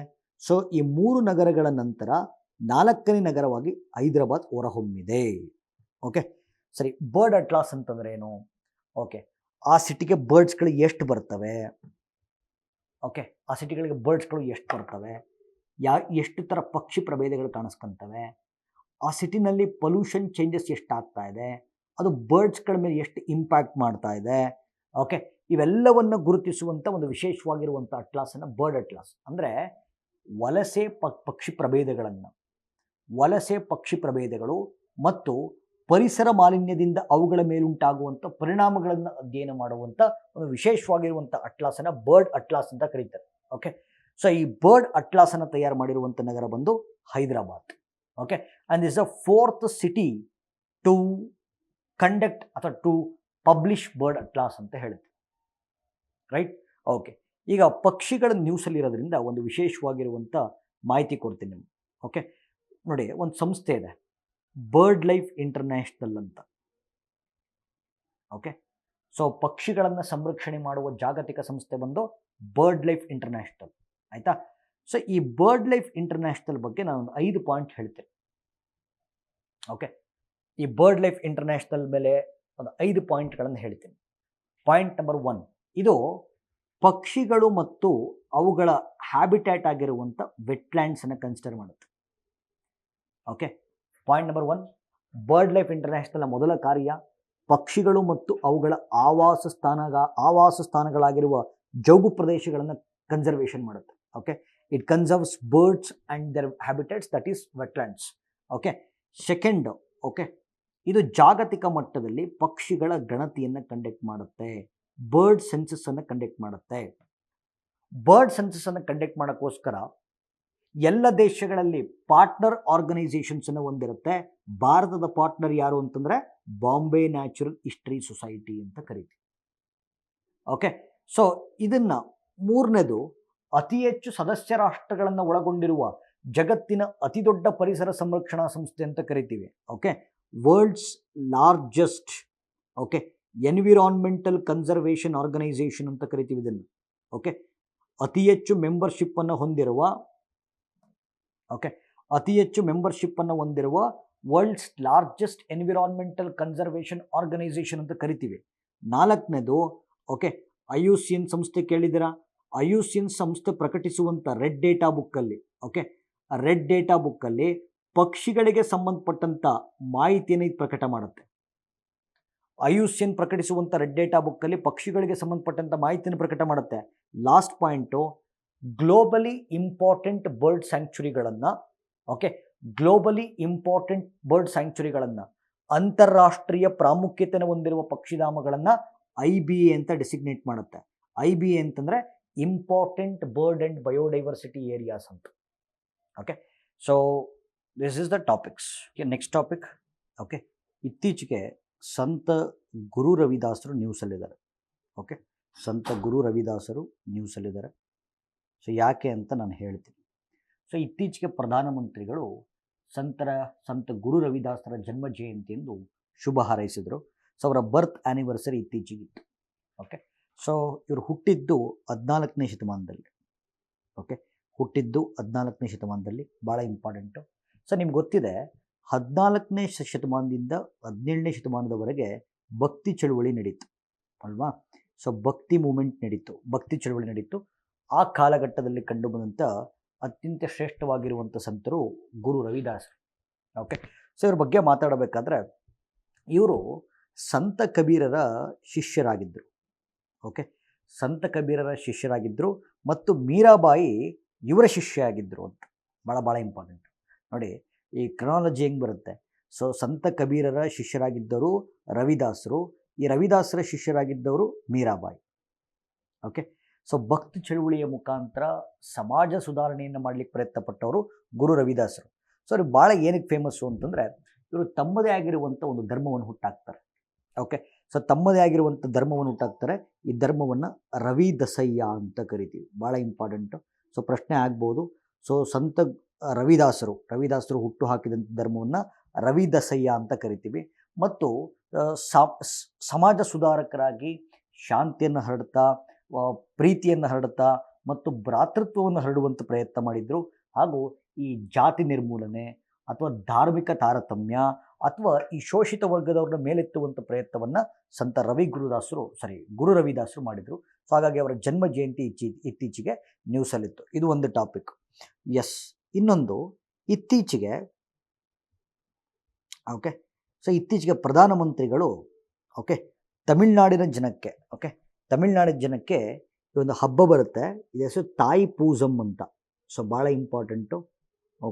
ಸೊ ತಾಯಿ ಪೂಜಮ್ ಅಂತ ಈ ಹಬ್ಬದ ಅಂಗವಾಗಿ ಶುಭವನ್ನು ಹಾರೈಸಿದರು. ಹಾಗಾಗಿ ಈ ಹಬ್ಬ ನ್ಯೂಸಲ್ಲಿದೆ. ತಾಯಿ ಪೂಜಮ್ ಅಂತಕ್ಕಂಥ ಒಂದು ಹಬ್ಬ ನ್ಯೂಸಲ್ಲಿದೆ. ಎಸ್, ಭಾಳ ಇಂಪಾರ್ಟೆಂಟು. ಈ ತಾಯಿ ಪೂಜಮ್ಮಲ್ಲಿ ತಾಯಿ ಅಂತಂದರೆ ಈ ತಮಿಳಿಯನ್ ಕ್ಯಾಲೆಂಡರ್ನಲ್ಲಿ ಬರುವಂಥ ಒಂದು ತಿಂಗಳಿದೆ. ಸೊ ತಮಿಳಿಯನ್ ಕ್ಯಾಲೆಂಡರ್ ಈಗ ಅವ್ರದ್ದೇ ಆಗಿರುವಂಥ ಕ್ಯಾಲೆಂಡರ್ ಇಟ್ಕೊಂಡಿದ್ದಾರೆ. ಸೊ ಅದರಲ್ಲಿ ಬರುವಂಥ ಒಂದು ದಿನವನ್ನು ಅಥವಾ ತಿಂಗಳನ್ನು ನಾವು ತಾಯಿ ಅಂತ ಕರಿತೀವಿ. ಸೊ ಈ ತಾಯಿ ತಿಂಗಳಲ್ಲಿ ಏನಾಗುತ್ತೆ, ಒಂದು ನಕ್ಷತ್ರ ಬಹು ಎತ್ತರದಲ್ಲಿರುತ್ತೆ. ಆ ನಕ್ಷತ್ರವನ್ನು ಪೂಜಮ್ ಅಂತ ಕರಿತೀವಿ. ಸೊ ತಾಯಿ ಅಂದರೆ ತಮಿಳ್ ಮಂತ್ ಅಂತ, ಪೂಜಮ್ ಅಂತಂದರೆ ಆ ತಮಿಳ್ ಮಂತಲ್ಲಿ ಒಂದು ನಕ್ಷತ್ರ ಉತ್ಕೃಷ್ಟ ಸ್ಥಾನದಲ್ಲಿರುತ್ತೆ, ಅದನ್ನು ಪೂಜಮ್ ಅಂತ ಕರಿತೀವಿ. ಭಾಳ ಇಂಪಾರ್ಟೆಂಟ್. ಸೊ ಅವತ್ತಿನ ದಿನ ತಮಿಳ್ನಾಡಿನ ಜನ ಅವರ ದೇವರಾಗಿರುವಂಥ ಮುರುಗನ್, ಸೊ ಮುರುಗನ್ ಅವರಿಗೆ ಪೂಜೆ ಮಾಡ್ತಾರೆ. ಸೊ ಮುರುಗನ್ ಅಂದರೆ ಗೊತ್ತಿದೆ, ಕಾರ್ತಿಕೇಯ ಅಂತ. ಸೊ ದೇವರ ಹೆಸರು ಮುರುಗನ್ ಅಂದರೆ ಕಾರ್ತಿಕೇಯ ಅಂತ. ಅದಕ್ಕೆ ವಿಶೇಷವಾಗಿರುವಂಥ ಪೂಜೆಗಳನ್ನು ಸಮರ್ಪಣೆ ಮಾಡುವಂಥ ಪ್ರಯತ್ನ ಮಾಡ್ತಾರೆ. ಸೊ ಎಸ್ಪೆಷಲಿ ಈ ತಮಿಳ್ ಮಂತಲ್ಲಿ ಹುಣ್ಣಿಮೆಯ ದಿನದಂದು ಈ ಹಬ್ಬವನ್ನು ಆಚರಿಸಲಾಗುತ್ತೆ. ಈ ಹಬ್ಬವನ್ನು ತಾಯಿ ಪೂಜಮ್ ಅಂತ ಕರೀತಾರೆ. ಆ ದಿನದಂದು ಪ್ರಧಾನಮಂತ್ರಿಗಳು ತಮಿಳ್ನಾಡಿನ ಜನಕ್ಕೆ ಶುಭ ಹಾರೈಸಿದ್ರಿಂದ ಈ ಹಬ್ಬ ನ್ಯೂಸಲ್ಲಿದೆ. So this is important. Next ಬಂದು ನೋಡಿ, ಒಂದು ವಿಶೇಷವಾಗಿರುವಂಥ ರೋಗ ನ್ಯೂಸಲ್ಲಿದೆ. ಫೂಟ್ ಆ್ಯಂಡ್ ಮೌತ್ ಡಿಸೀಸ್ ಅಂತ ಕರಿತೀವಿ. Foot and mouth disease. So ಕಾಲು ಮತ್ತು ಬಾಯಿ ರೋಗ ಅಂತ ಭಾಳ ಫೇಮಸ್. ಕಾಲು ಮತ್ತು ಬಾಯಿ ರೋಗ. ಸೊ ಇತ್ತೀಚೆಗೆ ಭಾರತದ ಜಾನುವಾರುಗಳಲ್ಲಿ ಈ ರೋಗ ಸಿಕ್ಕಾಬಟ್ಟೆ ಹರಡ್ತಾ ಇದೆ. ಹಾಗಾಗಿ ಈ ಡಿಸೀಸ್ ನ್ಯೂಸಲ್ಲಿ ಫೂಟ್ ಆ್ಯಂಡ್ ಮೌತ್ ಡಿಸೀಸ್, ಕಾಲು ಮತ್ತು ಬಾಯಿ ರೋಗ ಅಂತ ಕರಿತೀವಿ. ನಾನು ಪ್ರತಿ ವಾರ ಪಾಠ ಮಾಡಬೇಕಾದ್ರೆ ಒಂದೆರಡು ಕಾಯಿಲೆಗಳ ಬಗ್ಗೆ ನಾನು ಮಾತಾಡ್ತೀನಿ. ಸೊ ಕಳೆದ ಬಾರಿ ನಾವು ಆನೆಕಾಲ್ ರೋಗದ ಬಗ್ಗೆ ಮಾತಾಡಿದ್ವಿ, ಲಿಂಫ್ಯಾಟಿಕ್ ಫಿಲೇರಿಯಾಸಿಸ್ ಅಂತಕ್ಕಂಥ ರೋಗದ ಬಗ್ಗೆ ಮಾತಾಡಿದ್ವಿ, ಎಬೋಲಾ ಬಗ್ಗೆ ಮಾತಾಡಿದ್ವಿ. ಸೊ ಅದೇ ರೀತಿ ಇವತ್ತು ಕಾಲು ಮತ್ತು ಬಾಯಿ ರೋಗದ ಕುರಿತಂತೆ ಮಾತಾಡ್ತಾ ಇದ್ದೀವಿ. ಸೊ ನಾನು ಪ್ರತಿ ಸತಿ ಹೇಳ್ತೀನಿ, ಒಂದು ಡಿಸೀಸ್ ಓದಬೇಕಾದ್ರೆ ಒಂದು ಸ್ಟ್ರಕ್ಚರಲ್ಲಿ ಓದಬೇಕು ಅಂತ. ಏನು ಸ್ಟ್ರಕ್ಚರು? ಸೊ ಫಸ್ಟು ಹೆಸರು ಇಂಪಾರ್ಟೆಂಟು.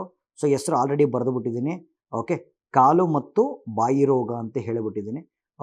ಸೊ ಅದನ್ನು ಹೆಂಗೆ ಓದಬೇಕು ಸರ್? ನೋಡಿ, ಫಸ್ಟು ಪ್ಯಾಥೋಜನ್ ಯಾವುದು ಅಂತ ಗೊತ್ತಿರಬೇಕು, ಕಾರಣವಾಗುವ ರೋಗಕಾರಕ. ಸೊ ಈ ಫೂಟ್ ಆ್ಯಂಡ್ ಮೌತ್ ಡಿಸೀಸನ್ನು ಉಂಟು ಮಾಡುವಂಥ ರೋಗಕಾರಕ ಯಾವುದು? ಸೊ ಈ ರೋಗಕಾರಕ ಬಂದು ಆಫ್ತೋವೈರಸ್ ಅಂತ. ಸೊ ಆಪ್ತೋವೈರಸ್ ಅಂತಕ್ಕಂಥ ವೈರಸ್ಸು. ಆಪ್ತೋವೈರಸ್ಸು ಇದು ಈ ವೈರಸ್ಸು ಈ ಕಾಯಿಲೆಯನ್ನು ಉಂಟು ಮಾಡುತ್ತೆ.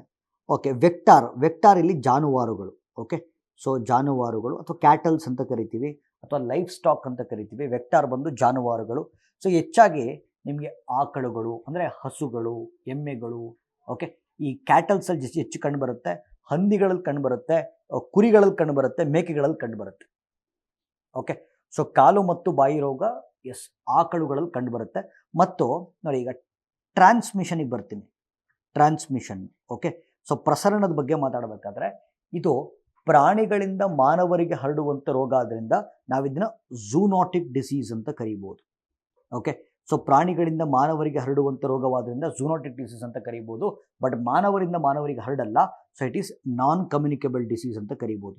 ಸಾಂಕ್ರಾಮಿಕವಲ್ಲದ ಕಾಯಿಲೆ, ಭಾಳ important. It's a zoonotic non communicable disease. Symptoms ಭಾಳ ವಿಶೇಷ. ನೋಡಿ, ನಮಗೇನಾದ್ರು ಈ ಜ್ವರ ಬಂದರೆ ಅಂದರೆ ಕಾಲು ಮತ್ತು ಬಾಯಿ ರೋಗ ಬಂತು ಅಂದರೆ ಸಿಂಪ್ಟಮ್ಸು ನೋಡಿ, ಸಿಕ್ಕಾಪಟ್ಟೆ ಜ್ವರ ಬರುತ್ತೆ. ನಾಲಿಗೆ ಸೀಳುತ್ತೆ, ತುಟಿ ಸೀಳುತ್ತೆ, ಬಾಯಿ ಸೀಳುತ್ತೆ. ಅಥವಾ ಎಸ್ಪೆಷಲಿ ಈ ಜಾನುವಾರುಗಳ ಕಾಲುಗಳು ನೋಡಿರ್ತೀರ ನೀವು. ಓಕೆ, ಸೊ ಹೂಸ್ ಅಂತ ಕರಿತೀವಿ. ಓಕೆ, ಇದು ಇಬ್ಬಾಗ ಆಗ್ಬಿಡುತ್ತೆ. ಹೂಸ್, ಈಗ ನೀವು ಹಸುದು ಕಾಲು ನೋಡಿದ್ರೆ ಇಬ್ಬಾಗ ಆಗ್ಬಿಡುತ್ತೆ, ಹೂಟ್ಸ್ ಬೈಫರ್ಕೇಟ್ ಆಗಿಬಿಡುತ್ತೆ. ಸೊ ಅದಾದಮೇಲೆ ಸ್ತನಗಳ ಮೇಲೆ ಇಂಪ್ಯಾಕ್ಟ್ ಮಾಡುತ್ತೆ, ಮೆಮರಿ ಗ್ಲ್ಯಾಂಡ್ಸ್ ಮೇಲೆ ಇಂಪ್ಯಾಕ್ಟ್ ಮಾಡುತ್ತೆ. ಸಿಕ್ಕಾಪಟ್ಟೆ ಜೊಲ್ ಸುರಿತಾ ಇರುತ್ತೆ, ತೂಕ ಇಳಿಕೆ ಆಗುತ್ತೆ ಮತ್ತು ಕೈಕಾಲು ಕುಂಠಿತ ಆಗಿಬಿಡ್ತವೆ. So these are the symptoms. Okay, so these are the symptoms. ಆಮೇಲೆ ಓಕೆ, ಯಾರು ಸೋಂಕಿತ ಪ್ರಾಣಿಗಳೊಂದಿಗೆ ಸಂಪರ್ಕಕ್ಕೆ ಬರ್ತಾರೋ ಅಂಥ ಮಾನವರಿಗೆ ಹರಡುತ್ತೆ. ಒಂದು ಸೋಂಕಿತ ಪ್ರಾಣಿಗಳೊಂದಿಗೆ ಸಂಪರ್ಕಕ್ಕೆ ಬಂದಾಗ, ಅಥವಾ ನೀವು ಪ್ರಾಣಿಗಳನ್ನು ಸರಿಯಾಗಿ ಬೇಯಿಸದೆ ತಿಂದಾಗ, ಓಕೆ, ಸೊ ಕಂಟಾಮಿನೇಟೆಡ್ ಮೀಟನ್ನು ಕನ್ಸ್ಯೂಮ್ ಮಾಡಿದಾಗ ಸೊ ಇದಾಗತ್ತೆ. ಓಕೆ, ಸೊ ಇದಕ್ಕೆ ಟ್ರೀಟ್ಮೆಂಟ್ ಇದೆಯಾ ಅಂತ ಕೇಳಿದ್ರೆ ಇದಕ್ಕೆ ಟ್ರೀಟ್ಮೆಂಟ್ ಇಲ್ಲ ಸದ್ಯಕ್ಕೆ. ಓಕೆ, ಸದ್ಯದ ಪರಿಸ್ಥಿತಿಯಲ್ಲಿ ಟ್ರೀಟ್ಮೆಂಟ್ ಇಲ್ಲ, there is no vaccination. Okay, ನೋಡಿ ಈ ಫಾರ್ಮೆಟಲ್ಲಿ ಓದಬೇಕು. ಒಂದು ಪ್ಯಾಥೋಜನ್ನು, ಓಕೆ, ಕಾರಣವಾಗುವ ರೋಗಕಾರಕ, ಹರಡುವ ವಾಹಕ, ಪ್ರಸರಣ, ರೋಗ ಲಕ್ಷಣಗಳು, ಚಿಕಿತ್ಸೆ. Okay, so pathogen, vector, transmission, symptoms, treatment. Okay, ಇದೇ ಫಾರ್ಮೆಟಲ್ಲಿ ಓದಬೇಕು. ಸರಿ, ಈಗ ರೋಗವನ್ನು ತಡೆಗಟ್ಟಲಿಕ್ಕೆ ಅಂದರೆ ಈ ಫೂಟ್ ಆ್ಯಂಡ್ ಮೌತ್ ಡಿಸೀಸನ್ನು ತಡೆಗಟ್ಟಲಿಕ್ಕೆ ಭಾರತ ಸರ್ಕಾರ ಒಂದು ಕಾರ್ಯಕ್ರಮ ತಂದಿದೆ. ಓಕೆ, ಇದನ್ನು national animal disease control programme ಅಂತ ಕರೀತಾರೆ. National animal disease control programme ಇದು ಪ್ರಾರಂಭ ಆಗಿದ್ದು 2019ರಲ್ಲಿ. ಓಕೆ, ಪ್ರಾರಂಭ ಆಗಿದ್ದು 2019ರಲ್ಲಿ. ಇದನ್ನು ಸೆಂಟ್ರಲ್ ಸೆಕ್ಟೋರಲ್ ಸ್ಕೀಮ್ ಅಂತ ಕರೀತಾರೆ. ಸೆಂಟ್ರಲ್ ಸೆಕ್ಟೋರಲ್ ಸ್ಕೀಮ್ ಅಂತಂದ್ರೆ ಏನು? ಓಕೆ, ಕೇಂದ್ರ ವಲಯ ಯೋಜನೆ ಅಂತ. ಓಕೆ, ಸೊ ಕೇಂದ್ರ ವಲಯ ಯೋಜನೆ ಅಂತಂದರೆ 100ಕ್ಕೆ 100% ಹಣಕಾಸು ನೆರವನ್ನು ಕೇಂದ್ರ ಸರ್ಕಾರವೇ ಕೊಡುತ್ತೆ. ಅಂದರೆ ಕಾಲು ಮತ್ತು ಬಾಯಿ ರೋಗ ಬಂತು ಅಂದರೆ ಇದನ್ನು ಗುಣಪಡಿಸ್ಲಿಕ್ಕೋಸ್ಕರ ಹಣಕಾಸು ನೆರವನ್ನು ಕೇಂದ್ರ ಸರ್ಕಾರ ಸಂಪೂರ್ಣವಾಗಿ ಕೊಡುತ್ತೆ. ಹಾಗಾಗಿ ಸೆಂಟ್ರಲ್ ಸೆಕ್ಟೋರಲ್ ಸ್ಕೀಮ್ ಅಂತ ಕರಿತೀವಿ. ಮತ್ತು ಈ disease name important, national animal disease control programme ಭಾಳ ಇಂಪಾರ್ಟೆಂಟು. ಇದರ ಅಡಿಯಲ್ಲಿ ಫೂಟ್ ಆ್ಯಂಡ್ ಮೌತ್ ಡಿಸೀಸನ್ನು ಕವರ್ ಮಾಡಲಾಗಿದೆ ಅಂತ. Right, fine. ಸೊ ಇದೊಂದು ಟಾಪಿಕ್ಕು ನ್ಯೂಸಲ್ಲಿದೆ. ಎಸ್, ಈಗ next topic. Okay, so Bharat ಮತ್ತು UK ಸರ್ಕಾರ ಸೇರ್ಕೊಂಡು, ಓಕೆ, ಸೊ ಭಾರತ ಮತ್ತು UK ಸರ್ಕಾರ ಸೇರ್ಕೊಂಡು ಒಂದು ಸ್ಕೀಮನ್ನು ಜಾರಿಗೆ ತಂದು, ಓಕೆ, ಯಂಗ್ ಪ್ರೊಫೆಷ್ನಲ್ ಸ್ಕೀಮ್ ಅಂತ ಕರಿತೀವಿ. ಯಂಗ್ ಪ್ರೊಫೆಷ್ನಲ್, ಯುವ ವೃತ್ತಿಪರರ ಯೋಜನೆ. ಓಕೆ, ಯುವ ವೃತ್ತಿಪರರ ಯೋಜನೆ ಅಂತ ಭಾಳ ಇಂಪಾರ್ಟೆಂಟ್. ಓಕೆ, ಪ್ರಶ್ನೆ ಕೇಳ್ತಾರೆ, ಯಂಗ್ ಪ್ರೊಫೆಷ್ನಲ್ ಸ್ಕೀಮನ್ನು ಜಾರಿಗೆ ತಂದಿರುವಂಥ ರಾಷ್ಟ್ರಗಳು ಯಾವ್ಯಾವು?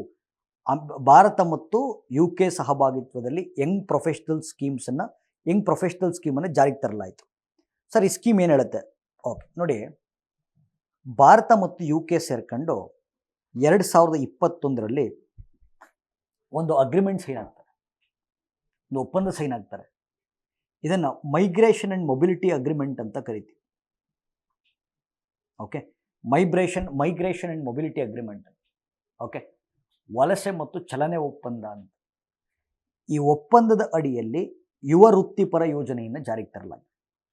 ಇದ್ರ ಪ್ರಕಾರ ಭಾರತೀಯರು UK-ನಲ್ಲಿ, UK-ನರು ಭಾರತದಲ್ಲಿ ಕೇಳಿಸ್ಕೋಬೇಕು, ಭಾಳ ಇಂಪಾರ್ಟೆಂಟು. ಓಕೆ, ಸೊ ಭಾರತೀಯರು UK-ನಲ್ಲಿ, UK ಅಂದರೆ ನ್ಯಾಷನಲ್ಸ್ ಅಂದರೆ ಇನ್ನು ಭಾರತೀಯ ನಾಗರಿಕರು UK-ನಲ್ಲಿ, ಯುವ ನಾಗರಿಕರು, ಭಾರತದ ಯುವ ನಾಗರಿಕರು UK-ನಲ್ಲಿ, UK-ನ ಯುವ ನಾಗರಿಕರು ಭಾರತದಲ್ಲಿ. ಓಕೆ, ಅಂದರೆ ಯುವಕರು ಅಂದರೆ ಯಾರು? 18ರಿಂದ 30 ವರ್ಷ ಒಳಪಟ್ಟಿರೋರು. ಇವರು ಪರಸ್ಪರ ದೇಶಗಳಲ್ಲಿ ವಾಸ ಮಾಡಬಹುದು, ಎಜುಕೇಷನ್ ಪಡ್ಕೋಬೋದು, ಟ್ರಾವೆಲ್ ಮಾಡ್ಬೋದು, ಕೆಲಸ ಮಾಡ್ಬೋದು. ಓಕೆ, ಬಟ್ ಎಷ್ಟು ವರ್ಷ ಇರ್ಬೋದು ಸರ್? 2 ಇಯರ್ಸ್ವರೆಗೂ ಇರ್ಬೋದು. ಓಕೆ, ಸೊ 18 to 13 ಇಯರ್ಸ್ ಈ ಏಜ್ ಗ್ರೂಪನ್ನು ಯೂತ್ ಅಂತ ಕರೆಯೋದಾದರೆ, ಓಕೆ, UK ಯುವಕರು ಭಾರತದಲ್ಲಿ, ಭಾರತದ ಯುವಕರು UK-ನಲ್ಲಿ 3 ವರ್ಷಗಳ ಕಾಲದ ಆರಾಮಾಗಿ ವಾಸ ಮಾಡ್ಬೋದು, ಶಿಕ್ಷಣ ಮಾಡ್ಬೋದು, ಪ್ರವಾಸ ಮಾಡ್ಬೋದು, ಕೆಲಸ ಮಾಡ್ಬೋದು. ಇದನ್ನು ಯಂಗ್ ಪ್ರೊಫೆಷ್ನಲ್ ಸ್ಕೀಮ್ ಅಂತ ಕರೀತಾರೆ. Okay, so this is important. ಇದು ಹೊಸ ಸ್ಕೀಮು, ಅಂದರೆ ಹೊಸ ಸ್ಕೀಮ್ ಅಂತ ಈ ವರ್ಷವೂ ಕೂಡ ಕಂಟಿನ್ಯೂ ಮಾಡಿದ್ದಾರೆ. ಬಟ್ ಇದು ಮೊದಲ ಬಾರಿಗೆ ಜಾರಿಗೆ ಬಂದಿದ್ದು 2023ರಲ್ಲಿ. ಓಕೆ, 2023ರಲ್ಲಿ ಜಾರಿಗೆ ಬಂತು. ಸೊ ಇದೊಂದು ಟಾಪಿಕ್ಕು ನ್ಯೂಸಲ್ಲಿದೆ. ಓಕೆ, ಸೊ ಇದೊಂದು ಟಾಪಿಕ್ಕು ನ್ಯೂಸಲ್ಲಿದೆ. ನೆಕ್ಸ್ಟು, ಓಕೆ, ಇತ್ತೀಚೆಗೆ ಭಾರತ ಗುಜರಾತ್ನ ಗಾಂಧಿನಗರದಲ್ಲಿ ಬಿಮ್ಸ್ಟಿಕ್ನ ಮೊಟ್ಟ ಮೊದಲ ಯುವ ಶೃಂಗಸಭೆಯನ್ನು ಆಯೋಜನೆ ಮಾಡಿತು. ಓಕೆ, ಸೊ ನೋಡಿ ಭಾಳ ಇಂಪಾರ್ಟೆಂಟು, ಬಿಮ್ಸ್ಟಿಕ್ ಯೂತ್ ಸಮ್ಮಿಟ್ ನಡೀತು. ಓಕೆ, ಬಿಮ್ಸ್ಟಿಕ್ ಯೂತ್ ಸಮ್ಮಿಟ್ ನಡೀತು. BIMSTEC youth summit. So first of all ನಾನು ಬೇಸಿಕ್ಸ್ ಹೇಳ್ಬಿಡ್ತೀನಿ, ಆನಂತರ ಯುವ ಶೃಂಗಸಭೆಗೆ ಬರ್ತೀನಿ. ಓಕೆ, ಸೊ ಬಿಮ್ಸ್ಟಿಕ್ ಅಂದರೆ ಏನು? ಓಕೆ, ಬಿಮ್ಸ್ಟಿಕ್ ಅಂತ. ಸೊ ಈಗ ನೋಡಿ, ಈಗ ಇದು ಭಾರತದ ಪರ್ಯಾಯ ದ್ವೀಪ ಅಂತ ಇಟ್ಕೊಳ್ಳೋಣ. ಓಕೆ, ಸೊ ಭಾರತದ ಪರ್ಯಾಯ ದ್ವೀಪ, peninsular portion of India. Okay, ಇಲ್ಲಿ ಅರಬ್ಬಿ ಸಮುದ್ರ ಬರುತ್ತೆ, ಬೇ ಆಫ್ ಬೆಂಗಾಲ್ ಬರುತ್ತೆ, ಇಲ್ಲಿ ಇಂಡಿಯನ್ ಓಷನ್ ಬರುತ್ತೆ. ಓಕೆ, ಸೊ ಇಲ್ಲಿ ಬೇ ಆಫ್ ಬೆಂಗಾಲ್ ಇದೆಯಲ್ಲ, ಸೊ ಬಂಗಾಳ ಕೊಲ್ಲಿಯನ್ನು ಸುತ್ತುವರೆದಿರುವ ರಾಷ್ಟ್ರಗಳ ಒಕ್ಕೂಟವನ್ನು ಬಿಮ್ಸ್ಟಿಕ್ ಅಂತ ಕರಿತೀವಿ. Okay, so bay of ಬೆಂಗಾಲ್ನ surround ಮಾಡಿರುವಂಥ ದೇಶಗಳನ್ನು ಬಿಮ್ಸ್ಟಿಕ್ ಅಂತ ಕರಿತೀವಿ. ಓಕೆ, ಬಂಗಾಳ ಕೊಲ್ಲಿಯನ್ನು ಸುತ್ತುವರೆದಿರುವ ರಾಷ್ಟ್ರಗಳ ಒಕ್ಕೂಟವನ್ನು ಬಿಮ್ಸ್ಟಿಕ್ ಒಕ್ಕೂಟ. ಯಾವುದ್ಯಾವುದು ಬರುತ್ತೆ? ಶ್ರೀಲಂಕಾ ಬರುತ್ತೆ. ಓಕೆ, ಇಲ್ಲಿ ಇಂಡಿಯಾ ಬರುತ್ತೆ, ಬಾಂಗ್ಲಾದೇಶ್ ಬರುತ್ತೆ, ಮಯನ್ಮಾರ್ ಬರುತ್ತೆ, ಥೈಲ್ಯಾಂಡ್ ಬರುತ್ತೆ. ಜೊತೆಗೆ ಈ ಮೇಲ್ಗಡೆ 2 ರಾಷ್ಟ್ರಗಳು ನೇಪಾಲ್ ಮತ್ತು ಭೂತಾನ್. ಸೊ ಇದು ಆ್ಯಕ್ಚುಲಿ ಒಂದು ಕ್ವಶನ್ ಆಗಿದೆ. ಏನು ಪ್ರಶ್ನೆ ಅಂದರೆ, ಬಿಮ್ಸ್ಟಿಕ್ಕಲ್ಲಿ ಭೂ ಆವೃತವಾಗಿರುವ ರಾಷ್ಟ್ರಗಳು ಯಾವ್ಯಾವು? ಲ್ಯಾಂಡ್ ಲಾಕ್ಡ್ ಕಂಟ್ರೀಸ್ ಯಾವುದು? ಬಿಮ್ಸ್ಟಿಕ್ಕಲ್ಲಿ ಲ್ಯಾಂಡ್ ಲಾಕ್ಡ್ ಕಂಟ್ರೀಸ್ ಯಾವುದು? It is Nepal and Bhutan. Nepal ಮತ್ತು ಭೂತಾನ ಲ್ಯಾಂಡ್ ಲಾಕ್ಡ್ ಕಂಟ್ರೀಸ್ ಅದು ಆ್ಯಕ್ಚುಲಿ. ಅಂದರೆ ಬೇ ಆಫ್ ಬೆಂಗಾಲ್ ಟಚ್ ಆಗಲ್ಲ, ಬಟ್ ಲ್ಯಾಂಡ್ ಲಾಕ್ ಆಗಿದ್ದಾವೆ. ಸೊ ಹಾಗಾಗಿ ಇದು ಏನು ನೆನ್ಪಿಟ್ಕೋಬೋದು ಅಂತಂದರೆ 5+2 ಅಂತ ನೆನ್ಪಿಟ್ಕೊಳ್ಳಿ. Okay, 5 countries, 2 land locked countries. Okay, ಇದೊಂದು. ಸರಿ, ಈ ಒಕ್ಕೂಟ ಯಾವಾಗ ಎಸ್ಟಾಬ್ಲಿಷ್ ಆಯಿತು? 1997ರಲ್ಲಿ ಈ 7 ರಾಷ್ಟ್ರಗಳು ಸೇರ್ಕೊಂಡು. ಓಕೆ, ಸೊ ಈ 7 ರಾಷ್ಟ್ರಗಳು ಸೇರ್ಕೊಂಡು ಒಂದು ಒಪ್ಪಂದ ಸೈನ್ ಮಾಡ್ತಾರೆ. ಓಕೆ, ಈ ಒಪ್ಪಂದ ಸೈನ್ ಮಾಡ್ತಾರೆ. ಈ ಒಪ್ಪಂದವನ್ನು ಬ್ಯಾಂಕಾಕ್ ಡಿಕ್ಲರೇಷನ್ ಅಂತ ಕರೀತಾರೆ. ಸೊ ಬ್ಯಾಂಕಾಕ್ ಡಿಕ್ಲರೇಷನ್ ಮೂಲಕ ಸ್ಥಾಪಿಸಲಾಗಿರುವಂಥ ಜಾಗತಿಕ ಒಕ್ಕೂಟವನ್ನು ಬಿಮ್ಸ್ಟಿಕ್. ಓಕೆ, ಸೊ ಪ್ರಧಾನ ಕಚೇರಿ ಎಲ್ಲಿದೆ? ಬಾಂಗ್ಲಾದೇಶದ ಢಾಕಾದಲ್ಲಿದೆ. ಸದಸ್ಯ ರಾಷ್ಟ್ರಗಳ ಸಂಖ್ಯೆ ಎಷ್ಟು? 5+2 7. ಓಕೆ, ಅದರಲ್ಲಿ ಇನ್ನೂ ಒಂದು ಪ್ರಶ್ನೆ ಕೇಳ್ಬೋದು. ಬಿಮ್ಸ್ಟಿಕ್ ರಾಷ್ಟ್ರಗಳಲ್ಲಿ ಸೌತ್ ಈಸ್ಟ್ ಏಷ್ಯನ್ ಕಂಟ್ರೀಸ್ ಯಾವ್ದು? ಯಾಕೆಂದರೆ ಈಗ ಇಲ್ಲಿ ನೋಡಿ ಭಾಳ ಇಂಪಾರ್ಟೆಂಟು.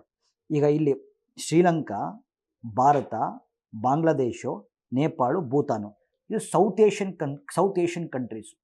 ಪ್ರಶ್ನೆ ಕೇಳ್ತಿರೋದು ಬಿಮ್ಸ್ಟಿಕ್ ರಾಷ್ಟ್ರ ಒಕ್ಕೂಟದಲ್ಲಿ ಸೌತ್ ಈಸ್ಟ್ ಏಷ್ಯನ್ ಕಂಟ್ರೀಸ್ ಯಾವ್ದು ಅಂತ ಕೇಳಿದಾಗ it is 2 countries. One is Thailand ಮತ್ತು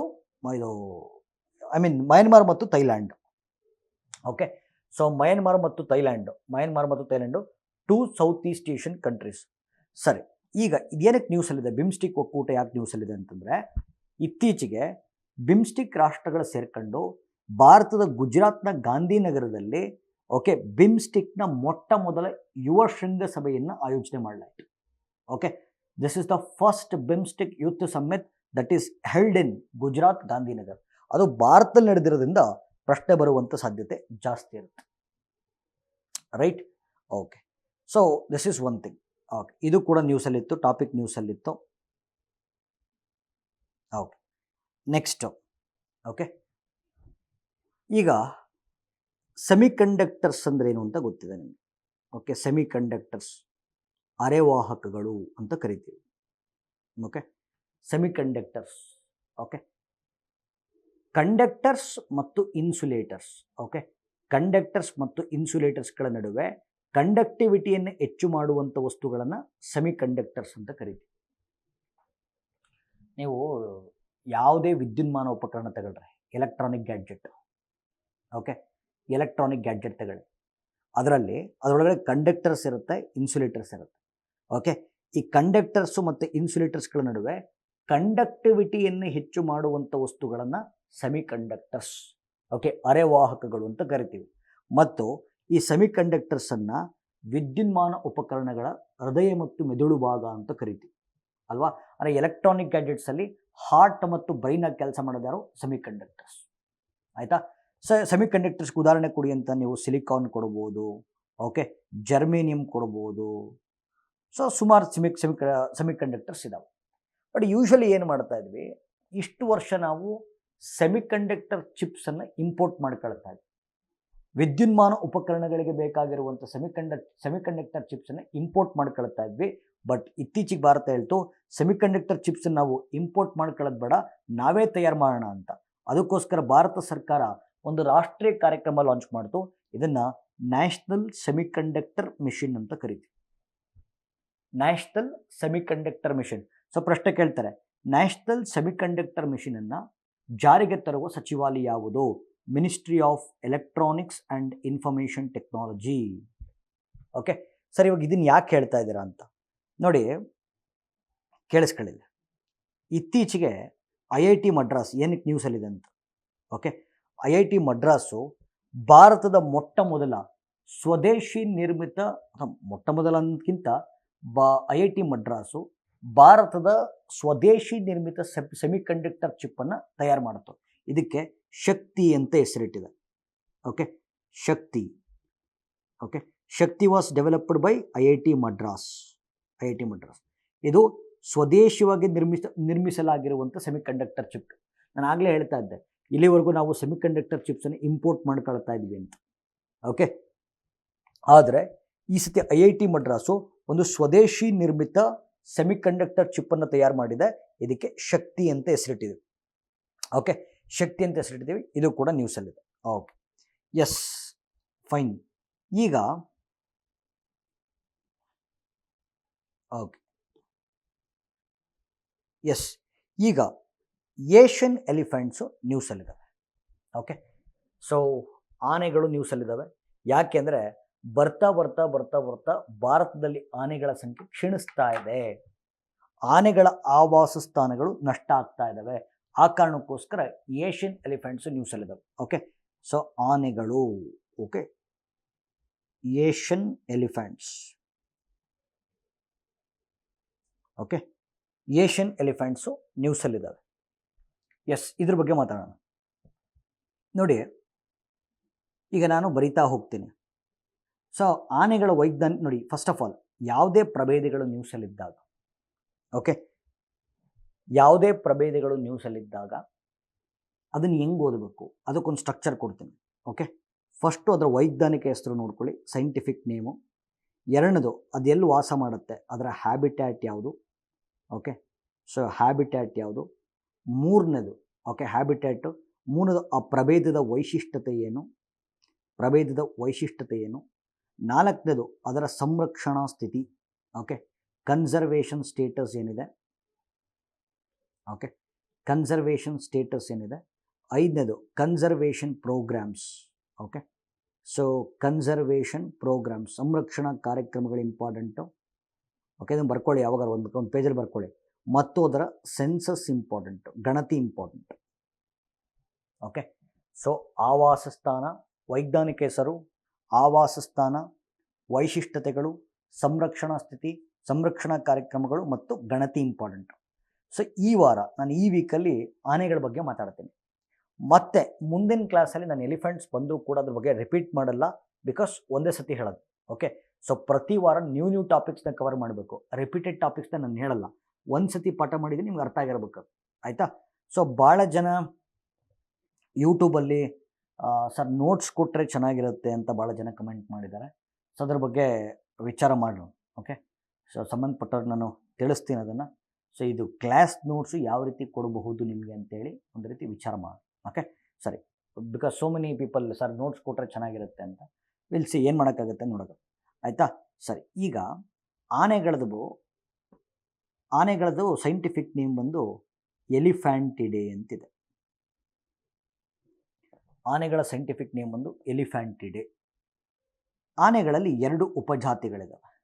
ಓಕೆ, ಒಂದು ಆಫ್ರಿಕನ್ ಎಲಿಫೆಂಟು, ಇನ್ನೊಂದು ಏಷ್ಯನ್ ಎಲಿಫೆಂಟ್ ಅಲ್ವಾ. So African elephant scientific name ಬಂದು, ಆಫ್ರಿಕನ್ ಎಲಿಫೆಂಟು ವೈಜ್ಞಾನಿಕ ಹೆಸರು ಬಂದು ಲೋಕ್ಸೋಡೋಂಟಾ ಅಂತ. ಲೋಕ್ಸೋಡೋಂಟಾ. ಏಷ್ಯನ್ ಎಲಿಫೆಂಟ್ಸ್ದು ವೈಜ್ಞಾನಿಕ ಹೆಸರು ಬಂದು ಎಲಿಫಸ್ ಮ್ಯಾಕ್ಸಿಮಸ್ ಅಂತ. Elephas maximus. Okay, so African elephant ಇದೆಯಲ್ಲ, ಇದು ಭೂಮಿಯ ಮೇಲೆ ಬದುಕುವ ಅತಿ ದೊಡ್ಡ ಭೂಸಸ್ತನಿ. Largest living land mammal on earth is African elephant. Largest living land mammal ಅನ್ನೋದು. ಇದು ಏಷ್ಯನ್ ಎಲಿಫೆಂಟ್ ಬಂದು largest living Asian land mammal. Okay, largest living Asian land mammal. Okay, ಈ ಏಷ್ಯನ್ ಎಲಿಫೆಂಟ್ಸಲ್ಲಿ ಮತ್ತೆ 3 ರೀತಿ ಇದೆ. ಓಕೆ, ಮತ್ತೆ 3 ರೀತಿ ಇದೆ. ಒಂದು ಇಂಡಿಯನ್ ಎಲಿಫೆಂಟ್, ಭಾರತದ ಆನೆ. ಓಕೆ, ಭಾರತದ ಆನೆ. ಇನ್ನೊಂದು ಶ್ರೀಲಂಕನ್ ಎಲಿಫೆಂಟ್ ಅಂತಿದೆ, ಶ್ರೀಲಂಕನ್ ಎಲಿಫೆಂಟು. ಇನ್ನೊಂದು Sumatran elephant. Okay, Sumatran elephant. ಈಗ ನೋಡಿ, ಜಗತ್ತಲ್ಲಿ ಒಂದು 60,000 ಏಷ್ಯನ್ ಎಲಿಫೆಂಟ್ಸ್ ಇರ್ಬೋದು. Approximately there are 60,000 Asian elephants. ಅದರಲ್ಲಿ 60,000 ಏಷ್ಯನ್ ಎಲಿಫೆಂಟ್ಸಲ್ಲಿ 50% ಅಂದರೆ 30% ಆಫ್ ದ ಏಷ್ಯನ್ ಎಲಿಫೆಂಟ್ಸು ಭಾರತದಲ್ಲಿದೆ. ಅಂದರೆ India is hosting 50% of the global Asian elephant population. ಭಾರತದಲ್ಲಿ ಎಷ್ಟಿದೆಯೋ ಅದರಲ್ಲಿ 25% ಕರ್ನಾಟಕದಲ್ಲಿದೆ. Karnataka is hosting largest Indian elephant population in India. Okay, so ಇದು ಗೊತ್ತಿರಬೇಕು. ಸೊ ಇದು ರಿಗಾರ್ಡಿಂಗ್ ಸೈಂಟಿಫಿಕ್ ನೇಮು, ವೈಜ್ಞಾನಿಕ ಹೆಸರು. ಸೊ ಆನೆಗಳ ಹ್ಯಾಬಿಟ್ಯಾಟಿಗೆ ಬರೋಣ ಸರ್. ಎಲ್ಲಿ ವಾಸ ಮಾಡುತ್ತೆ ಆನೆಗಳು, ಎಲ್ಲಿ ವಾಸ ಮಾಡುತ್ತವೆ? ಅಥವಾ ಇನ್ನೊಂದು ಕೆಲಸ ಮಾಡ್ಬೋದು. ಇನ್ನೊಂದು ಕೆಲಸ ಮಾಡ್ಬೋದು ಅಂದರೆ ಸರ್, ಆಫ್ರಿಕನ್ ಎಲಿಫೆಂಟ್ದು ಏಷ್ಯನ್ ಎಲಿಫೆಂಟ್ದು ವ್ಯತ್ಯಾಸ ಹೇಳಿ ಸರ್. ಯಾಕೆ ಅಂದರೆ ನೋಡಿ, ಈಗ 2024ರಲ್ಲಿ KS ಎಕ್ಸಾಮ್ ಆಗಿದೆ. KS ಪ್ರಿಲಿಮ್ಸ್ ಎಕ್ಸಾಮ್ 2 ಎಕ್ಸಾಮ್ ಆಯಿತು. ಆಗಸ್ಟ್ ತಿಂಗಳಲ್ಲೊಂದು, ಡಿಸೆಂಬರ್ ತಿಂಗಳಲ್ಲೊಂದು. ಆಗಸ್ಟ್ 27ನೇ ತಾರೀಕು ಏನು ಪರೀಕ್ಷೆ ಆಗಿತ್ತು, ಅದರಲ್ಲಿ difference between Asian elephant and African elephants question ಕೇಳಿದ್ರು. ಓಕೆ, ಆಫ್ರಿಕನ್ ಎಲಿಫೆಂಟ್ಸ್ದು ಏಷ್ಯನ್ ಎಲಿಫೆಂಟ್ಸ್ದು ಕ್ವಶನ್ ಕೇಳಿದ್ರು. ಓಕೆ, ಫಸ್ಟ್ ಆಫ್ರಿಕನ್ ಎಲಿಫೆಂಟು ಸಿಕ್ಕಾಪಟ್ಟೆ ದೊಡ್ಡದಿರುತ್ತೆ, ಲಾರ್ಜ್ ಇರುತ್ತೆ. ಓಕೆ, ಒಂದು ಆನೆ ಬಂದು 4,000 kg ಇಂದ 8,000 kg ಇರುತ್ತೆ. ಆಯಿತಾ? ಏಷ್ಯನ್ ಎಲಿಫೆಂಟ್ಸ್ ಬಂದು ಇದು ಕಂಪೇರ್ ಮಾಡಿದ್ರೆ ಸ್ವಲ್ಪ ಸಣ್ಣದಿರುತ್ತೆ, ಅಂದರೆ ಒಂದು 3,000 kg ಇಂದ 6,000 kg ಇರುತ್ತೆ. ಆಯಿತಾ? ಆಫ್ರಿಕನ್ ಎಲಿಫೆಂಟ್ಸ್ದು ಕಿವಿ, ಓಕೆ, ಇಯರ್ಸ್ ಬಂದು ಲಾರ್ಜ್ ಇರುತ್ತೆ, ನಮ್ಮದು ಇಯರ್ಸ್ ಬಂದು ಸ್ಮಾಲ್ ಇರುತ್ತೆ. ಕಿವಿ ಸಣ್ಣದಿರುತ್ತೆ, ಆಫ್ರಿಕನ್ ಎಲಿಫೆಂಟ್ಸ್ ದೊಡ್ಡದಿರುತ್ತೆ. ಓಕೆ, ಸೊ ಆಫ್ರಿಕನ್ ಎಲಿಫೆಂಟ್ಸಲ್ಲಿ ಓಕೆ ಹೆಣ್ಣಾನೆ ಮತ್ತು ಗಂಡಾನೆ ಎರಡಕ್ಕೂ ದಂತ ಇರುತ್ತೆ. ಏಷ್ಯನ್ ಎಲಿಫೆಂಟ್ಸಲ್ಲಿ ಗಂಡಾನೆಗೆ ಮಾತ್ರ ದಂತ ಇರುತ್ತೆ. ಆಯಿತಾ? ಮತ್ತು ಹಣೆ, 4 ಹೆಡ್ ಇರ್ತವಲ್ಲ. ಸೊ ಆಫ್ರಿಕನ್ ಎಲಿಫೆಂಟ್ಸಲ್ಲಿ ಸಿಂಗಲ್ ಡೂಮ್ಡ್ ಇರುತ್ತೆ, ನಮ್ಮಲ್ಲಿ ಟ್ವಿನ್ ಡೂಮ್ಡ್ ಇರುತ್ತೆ.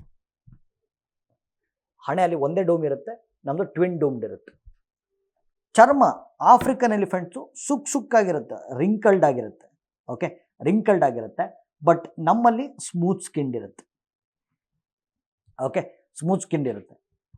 ಬೆನ್ನು, ಓಕೆ, ಆಫ್ರಿಕನ್ ಎಲಿಫೆಂಟ್ಸ್ ಬೆನ್ನು ಬಂದು ನೋಡಿ, ಐ ಹೋಪ್ ನಿಮಗೆ ಒಂದು ಪಿಕ್ಚರ್ ತೋರ್ಸೋಕ್ಕೆ ಟ್ರೈ ಮಾಡೋಣ.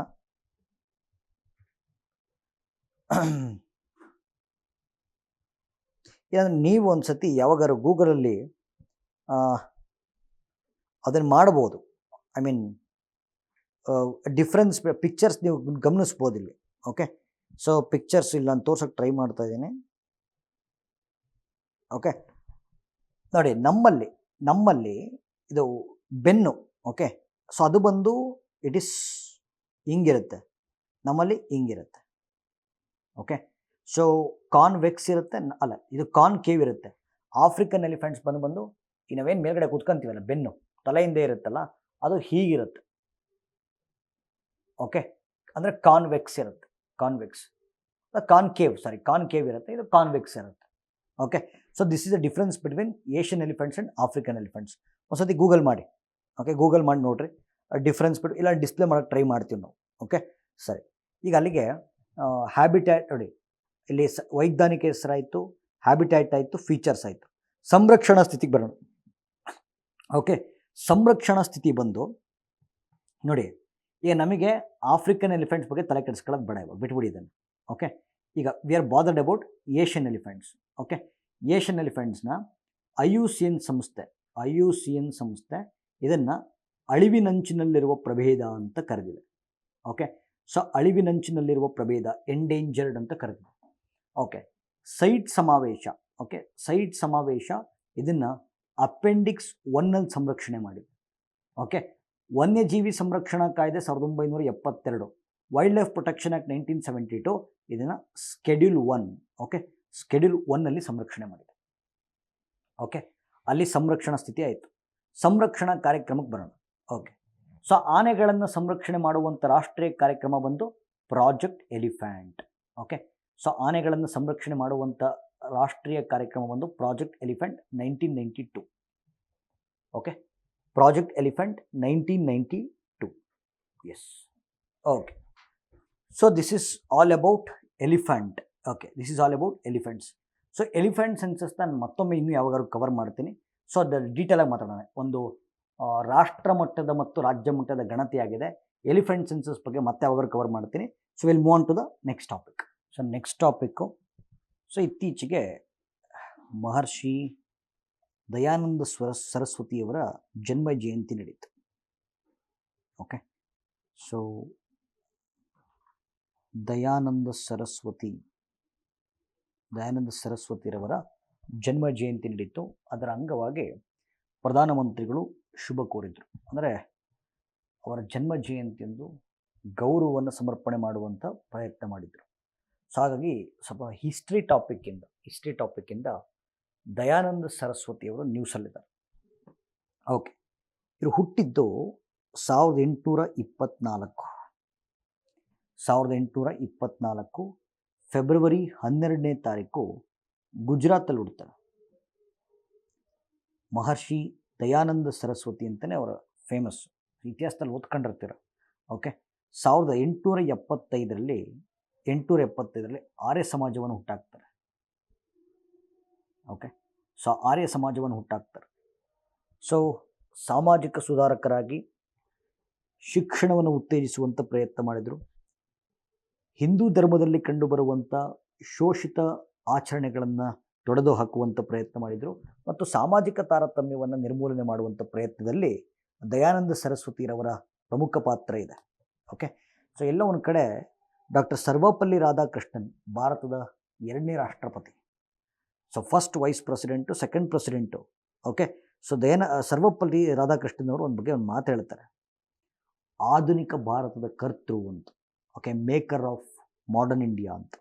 Okay, so this is very very important. So ಇದು ದಯಾನಂದ ಸರಸ್ವತಿ ಅವ್ರನ್ನ ಮೇಕರ್ ಆಫ್ ಮಾಡರ್ನ್ ಇಂಡಿಯಾ ಅಂತ ಕರಿತೀವಿ. Okay, so maker of modern India, ಆಧುನಿಕ ಭಾರತದ ಕರ್ತೃ ಅಂತ. ಓಕೆ, ಸೊ ಭಾಳ ಇಂಪಾರ್ಟೆಂಟ್. 1875ರಲ್ಲಿ ಒಂದು ಪತ್ರಿಕೆಯನ್ನು ಪ್ರಕಟ ಮಾಡ್ತಾರೆ, ಸತ್ಯರ್ಥ ಪ್ರಕಾಶ್ ಅಂತ. ಓಕೆ, ಸತ್ಯರ್ಥ ಪ್ರಕಾಶ್. ಸೊ ಒಂದು ವಿಶೇಷವಾಗಿರುವಂಥ ಪತ್ರಿಕೆಯನ್ನು ಪ್ರಕಟ ಮಾಡಿದರು, ಸತ್ಯರ್ಥ ಪ್ರಕಾಶ್. ಸೊ ಈ ಪತ್ರಿಕೆಯ ಮೂಲಕ ವೇದ ಗ್ರಂಥಗಳನ್ನು ಉಪನ್ಯಾಸ ಮಾಡುವಂಥ ಪ್ರಯತ್ನ ಮಾಡಿದರು ಮತ್ತು ಅನೇಕ ಧರ್ಮಗಳಲ್ಲಿ ಕಂಡುಬರುವಂಥ ಶೋಷಣೆಯನ್ನು ಎತ್ತಿ ಹಿಡಿಯುವಂಥ ಪ್ರಯತ್ನ ಮಾಡಿದರು. ಸತ್ಯರ್ಥ ಪ್ರಕಾಶ್ ಭಾಳ ಇಂಪಾರ್ಟೆಂಟ್. ಸೊ ಇತ್ತೀಚೆಗೆ ಅಂದರೆ ಇದೇ ತಿಂಗಳಲ್ಲಿ, ಫೆಬ್ರವರಿ ತಿಂಗಳಲ್ಲಿ. ಓಕೆ, ಸೊ ಇವತ್ತು ಮಾರ್ಚ್ 1ನೇ ತಾರೀಕು, ಬಟ್ ನಾವು February last week current affairs ಮಾಡ್ತಿರೋದ್ರಿಂದ ಸೊ ಫೆಬ್ರವರಿ ತಿಂಗಳಲ್ಲಿ ದಯಾನಂದ ಸರಸ್ವತಿ ಅವರ ಜನ್ಮ ಜಯಂತಿಯನ್ನು ಆಚರಣೆ ಮಾಡುವಂಥ ಪ್ರಯತ್ನ ಮಾಡ್ತೀವಿ. Okay, yes. ಇವತ್ತು ರೀಸೆಂಟಾಗಿ ಇತ್ತೀಚೆಗೆ ಇನ್ನೊಂದು ಟಾಪಿಕನ್ನು ನಾವು ಡಿಸ್ಕಸ್ ಮಾಡ್ತಾ ಇದ್ದೀವಿ. ಸೊ ಇತ್ತೀಚೆಗೆ ಬರ್ಡ್ ಫ್ಲೂ ನ್ಯೂಸಲ್ಲಿತ್ತು. ಅಂದರೆ ಆಂಧ್ರ ಪ್ರದೇಶದಲ್ಲಿ ಓಕೆ ಏವಿಯನ್ ಇನ್ಫ್ಲೂಯೆನ್ಸಾ ಅಂತ ಈ ಕಾಯಿಲೆ ಹೆಸರು. ಓಕೆ, ಏವಿಯನ್ ಇನ್ಫ್ಲೂಯೆನ್ಸಾ, ಹಕ್ಕಿ ಜ್ವರ ಅಂತ ಕರಿತೀವಿ. ಓಕೆ, ಸೊ ಹಕ್ಕಿ ಜ್ವರ, ಆಂಧ್ರ ಪ್ರದೇಶದಲ್ಲಿ ಹಕ್ಕಿ ಜ್ವರ ಜಾಸ್ತಿ ಆಗಿಬಿಟ್ಟು ಓಕೆ, ಸೊ ಸರ್ಕಾರ ಅಲರ್ಟನ್ನು ಘೋಷಣೆ ಮಾಡುವಂಥ ಪರಿಸ್ಥಿತಿ ಬಂತು. ಓಕೆ, ಹಾಗಾಗಿ ಈ ಪರ್ಟಿಕ್ಯುಲರ್ ಟಾಪಿಕ್ಕು ನ್ಯೂಸಲ್ಲಿದೆ ನೋಡಿ. ಭಾಳ ಜನ ಈಗ ನೆಕ್ಸ್ಟ್ ಮುಂದಿನ ತರಗತಿಗಳಲ್ಲಿ ಅಥವಾ ಕಮಿಂಗ್ ವೀಕಲ್ಲಿ ಓಕೆ, ಸೊ ಕಮಿಂಗ್ ವೀಕ್ ಅಥವಾ ನೆಕ್ಸ್ಟ್ ಅಪ್ಕಮಿಂಗ್ ಡೇಸಲ್ಲಿ ನಾವು ಕರ್ನಾಟಕ ಕರೆಂಟ್ ಅಫೇರ್ಸ್ ಬಗ್ಗೆ ಸಪ್ರೇಟ್ ವಿಡಿಯೋ ಮಾಡ್ತಾ ಇದ್ದೀವಿ. ಸೊ ಕೆಲವರು ಮೆಸೇಜ್ ಹಾಕಿದರೆ sir Karnataka current affairs cover ಆಗ್ತಿಲ್ಲ ಅಂತ. ಸೊ ಕರ್ನಾಟಕ ಕರೆಂಟ್ ಅಫೇರ್ಸು ಮತ್ತು ಫ್ಯಾಕ್ಟ್ಸ್ ಓಕೆ, ಒನ್ ಲೈನರ್ಸು ಮತ್ತು ಕರ್ನಾಟಕ ಕರೆಂಟ್ ಅಫೇರ್ಸ್ ಫ್ಯಾಕ್ಟ್ಸನ್ನು ಸಪ್ರೇಟಾಗಿ ಕವರ್ ಮಾಡುವಂಥ ಪ್ರಯತ್ನ ಮಾಡ್ತೀವಿ. ಸಪ್ರೇಟ್ ವಿಡಿಯೋ ಬರುತ್ತೆ. ಓಕೆ, ಸಪ್ರೇಟ್ ವಿಡಿಯೋ ಬರುತ್ತೆ. ಓಕೆ, ಈಗ ಬರೋಣ ಸರ್. ಲಿಸನ್ ಟು ಮಿ, ಈ ಕಾಯಿಲೆ ಬಗ್ಗೆ ಮಾತಾಡೋಣ. ಸೊ ಏವಿಯನ್ ಇನ್ಫ್ಲೂಯೆನ್ಸಾ ಓಕೆ, ಹಕ್ಕಿ ಜ್ವರ. ಸೊ ಆಲ್ರೆಡಿ ನಿಮಗೆ ಗೊತ್ತು ಒಂದು ಕಾಯಿಲೆಯನ್ನು ಯಾವ ರೀತಿ ಓದಬೇಕು. Okay, so pathogen important, vector important, transmission okay, pathogen, vector, transmission, symptoms important, treatment important, ತಡೆಗಟ್ಟುವಂಥ ಕ್ರಮಗಳು ಇಂಪಾರ್ಟೆಂಟು. ಸೊ ಇಲ್ಲಿ ಪ್ಯಾಥೋಜನ್ ಹೆಸರು ಏನು ಸರ್? ಓಕೆ, ಸೊ ಪ್ಯಾಥೋಜನ್ ಹೆಸರು ಒಂದು ವೈರಸ್ನ ಕುಟುಂಬ ಇದೆ. ಇದನ್ನು ಆರ್ಥೋಮಿಕ್ಸೋವಿರಿಡೆ ಕುಟುಂಬ ಅಂತ ಕರಿತೀವಿ. ಓಕೆ, ಆರ್ಥೋಮಿಕ್ಸೋವಿರಿಡೆ ಕುಟುಂಬಕ್ಕೆ ಸೇರಿರುವಂಥ ವೈರಸ್ಸು ಹಕ್ಕಿ ಜ್ವರವನ್ನು ಉಂಟು ಮಾಡುತ್ತೆ. ಓಕೆ, ಹಕ್ಕಿ ಜ್ವರವನ್ನು ಉಂಟು ಮಾಡುತ್ತೆ. ಆರ್ಥೋಮಿಕ್ಸೋವಿರಿಡೆ ಕುಟುಂಬಕ್ಕೆ ಸೇರಿರುವಂಥ ಒಂದು ವೈರಸ್ಸು ಹಕ್ಕಿ ಜ್ವರವನ್ನು ಉಂಟು ಮಾಡುತ್ತೆ. ಇಲ್ಲಿ ವೆಕ್ಟಾರ್ ಯಾರು? ಹಕ್ಕಿಗಳೇ vector. Birds are the vectors because effect ಆಗ್ತಿರೋದು ಬರ್ಡ್ಸಲ್ಲಿ. ಓಕೆ, ಬಟ್ ನೋಡಿ, ಇದು ಪಕ್ಷಿಗಳಲ್ಲಿ ಕಂಡುಬರುವಂಥ ಸಾಂಕ್ರಾಮಿಕ ರೋಗ. ಅಂದರೆ ಹಕ್ಕಿಯಿಂದ ಹಕ್ಕಿಗೆ ಹರಡುತ್ತೆ, ಬಟ್ ಹಕ್ಕಿಯಿಂದ ಮಾನವರಿಗೆ ಹರಡೋದು ಭಾಳ ರೇರು. ಹಕ್ಕಿಯಿಂದ ಮಾನವರಿಗೆ ಹರಡೋದು ಭಾಳ ರೇರು, ಬಟ್ ಹರಡದೇ ಇಲ್ಲ ಅಂತ ಹೇಳೋಕ್ಕಾಗಲ್ಲ, ಆಯಿತಾ? ಆದರೆ ಸರ್, ಮಾನವರಿಂದ ಮಾನವರಿಗೆ ಹರಡುತ್ತಾ? ನೋ. ಓಕೆ, ಅಷ್ಟು ಈಸಿಯಾಗಿಲ್ಲ. Okay, it is a non communicable. Okay, it's a ಹಕ್ಕಿಯಿಂದ ಹಕ್ಕಿಗೆ ಹರಡುತ್ತೆ, ಹಕ್ಕಿಗಳಿಂದ ಮಾನವರಿಗೆ ಹರಡುವಂಥ ಸಾಧ್ಯತೆ ಇರುತ್ತೆ, ಬಟ್ ಮಾನವರಿಂದ ಮಾನವರಿಗೆ ಹರಡಲ್ಲ. ನಾನ್ ಕಮ್ಯುನಿಕೇಬಲ್ ಅಂತ ಕರಿತೀವಿ. Okay, so non communicable. So ಮತ್ತತ್ವ ನೀವು ಕರೆಕ್ಟಾಗಿ ಈಗ ಯಾವುದೋ ಒಂದು ಹಕ್ಕಿ ಜ್ವರ ಈ ಕೋಳಿಲೂ ಕಾಣಿಸ್ಕೊಳ್ಳುತ್ತೆ. So chicken is very popular meat ಅಲ್ವಾ, ಎಲ್ಲರೂ ಯೂಸ್ ಮಾಡ್ತಾರೆ.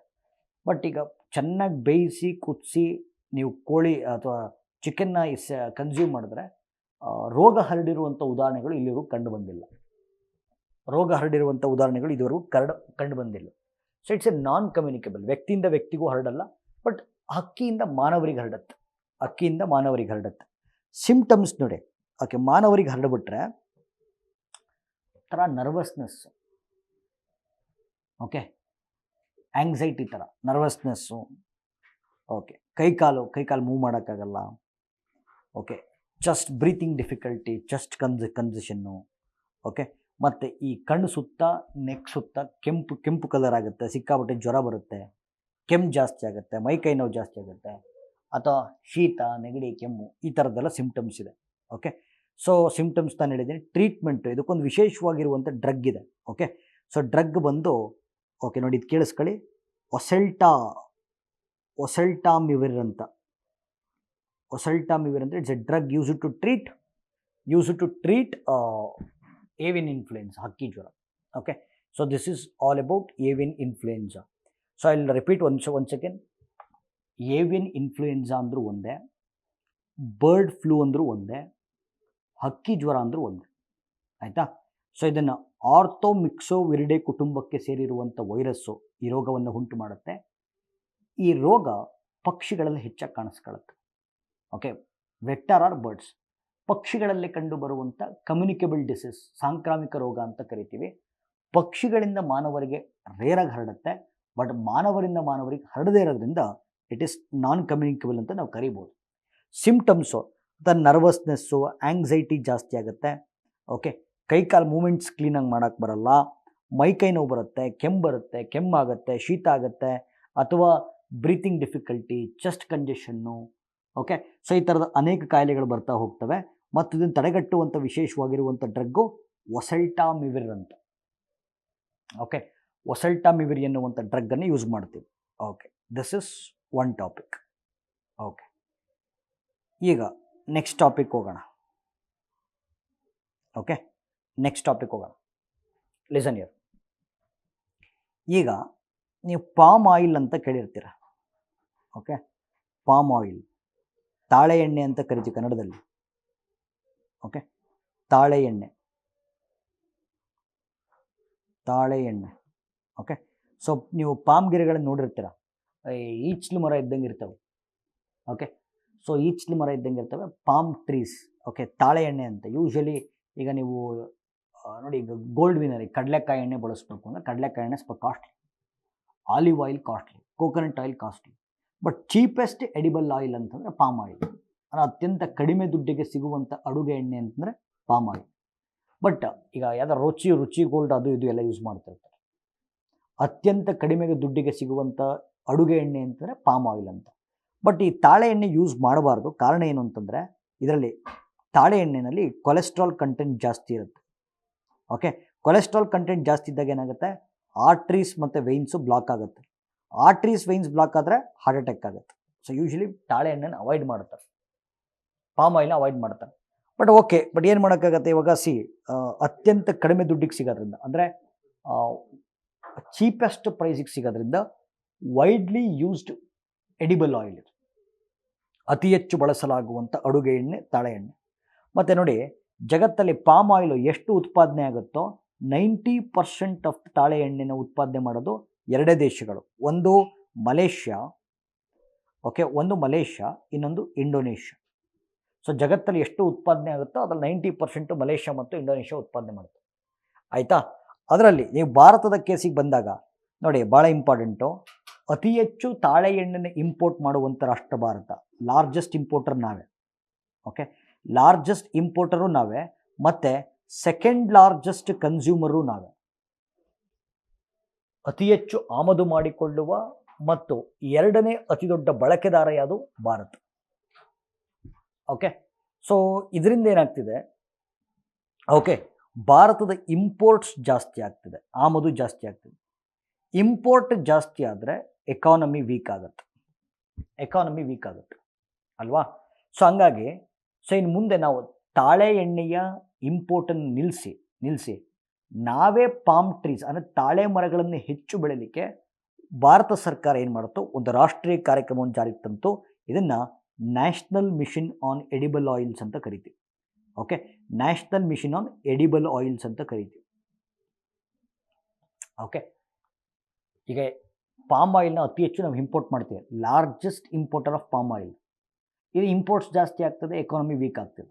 ಹಾಗಾಗಿ ನಮಗೆ ಬೇಕಾಗಿರುವಂಥ ಪಾಮ್ ಆಯಿಲನ್ನು ನಾವೇ ಉತ್ಪಾದನೆ ಮಾಡಲಿಕ್ಕೋಸ್ಕರ ಭಾರತ ಸರ್ಕಾರ ತಂದಿರುವಂಥ ರಾಷ್ಟ್ರೀಯ ಕಾರ್ಯಕ್ರಮ national mission on edible oils ಅಂತ. ಆಯಿತಾ? ಸೊ ಈ ಕಾರ್ಯಕ್ರಮವನ್ನು 2021 ಜಾರಿಗೆ ತಂದರು.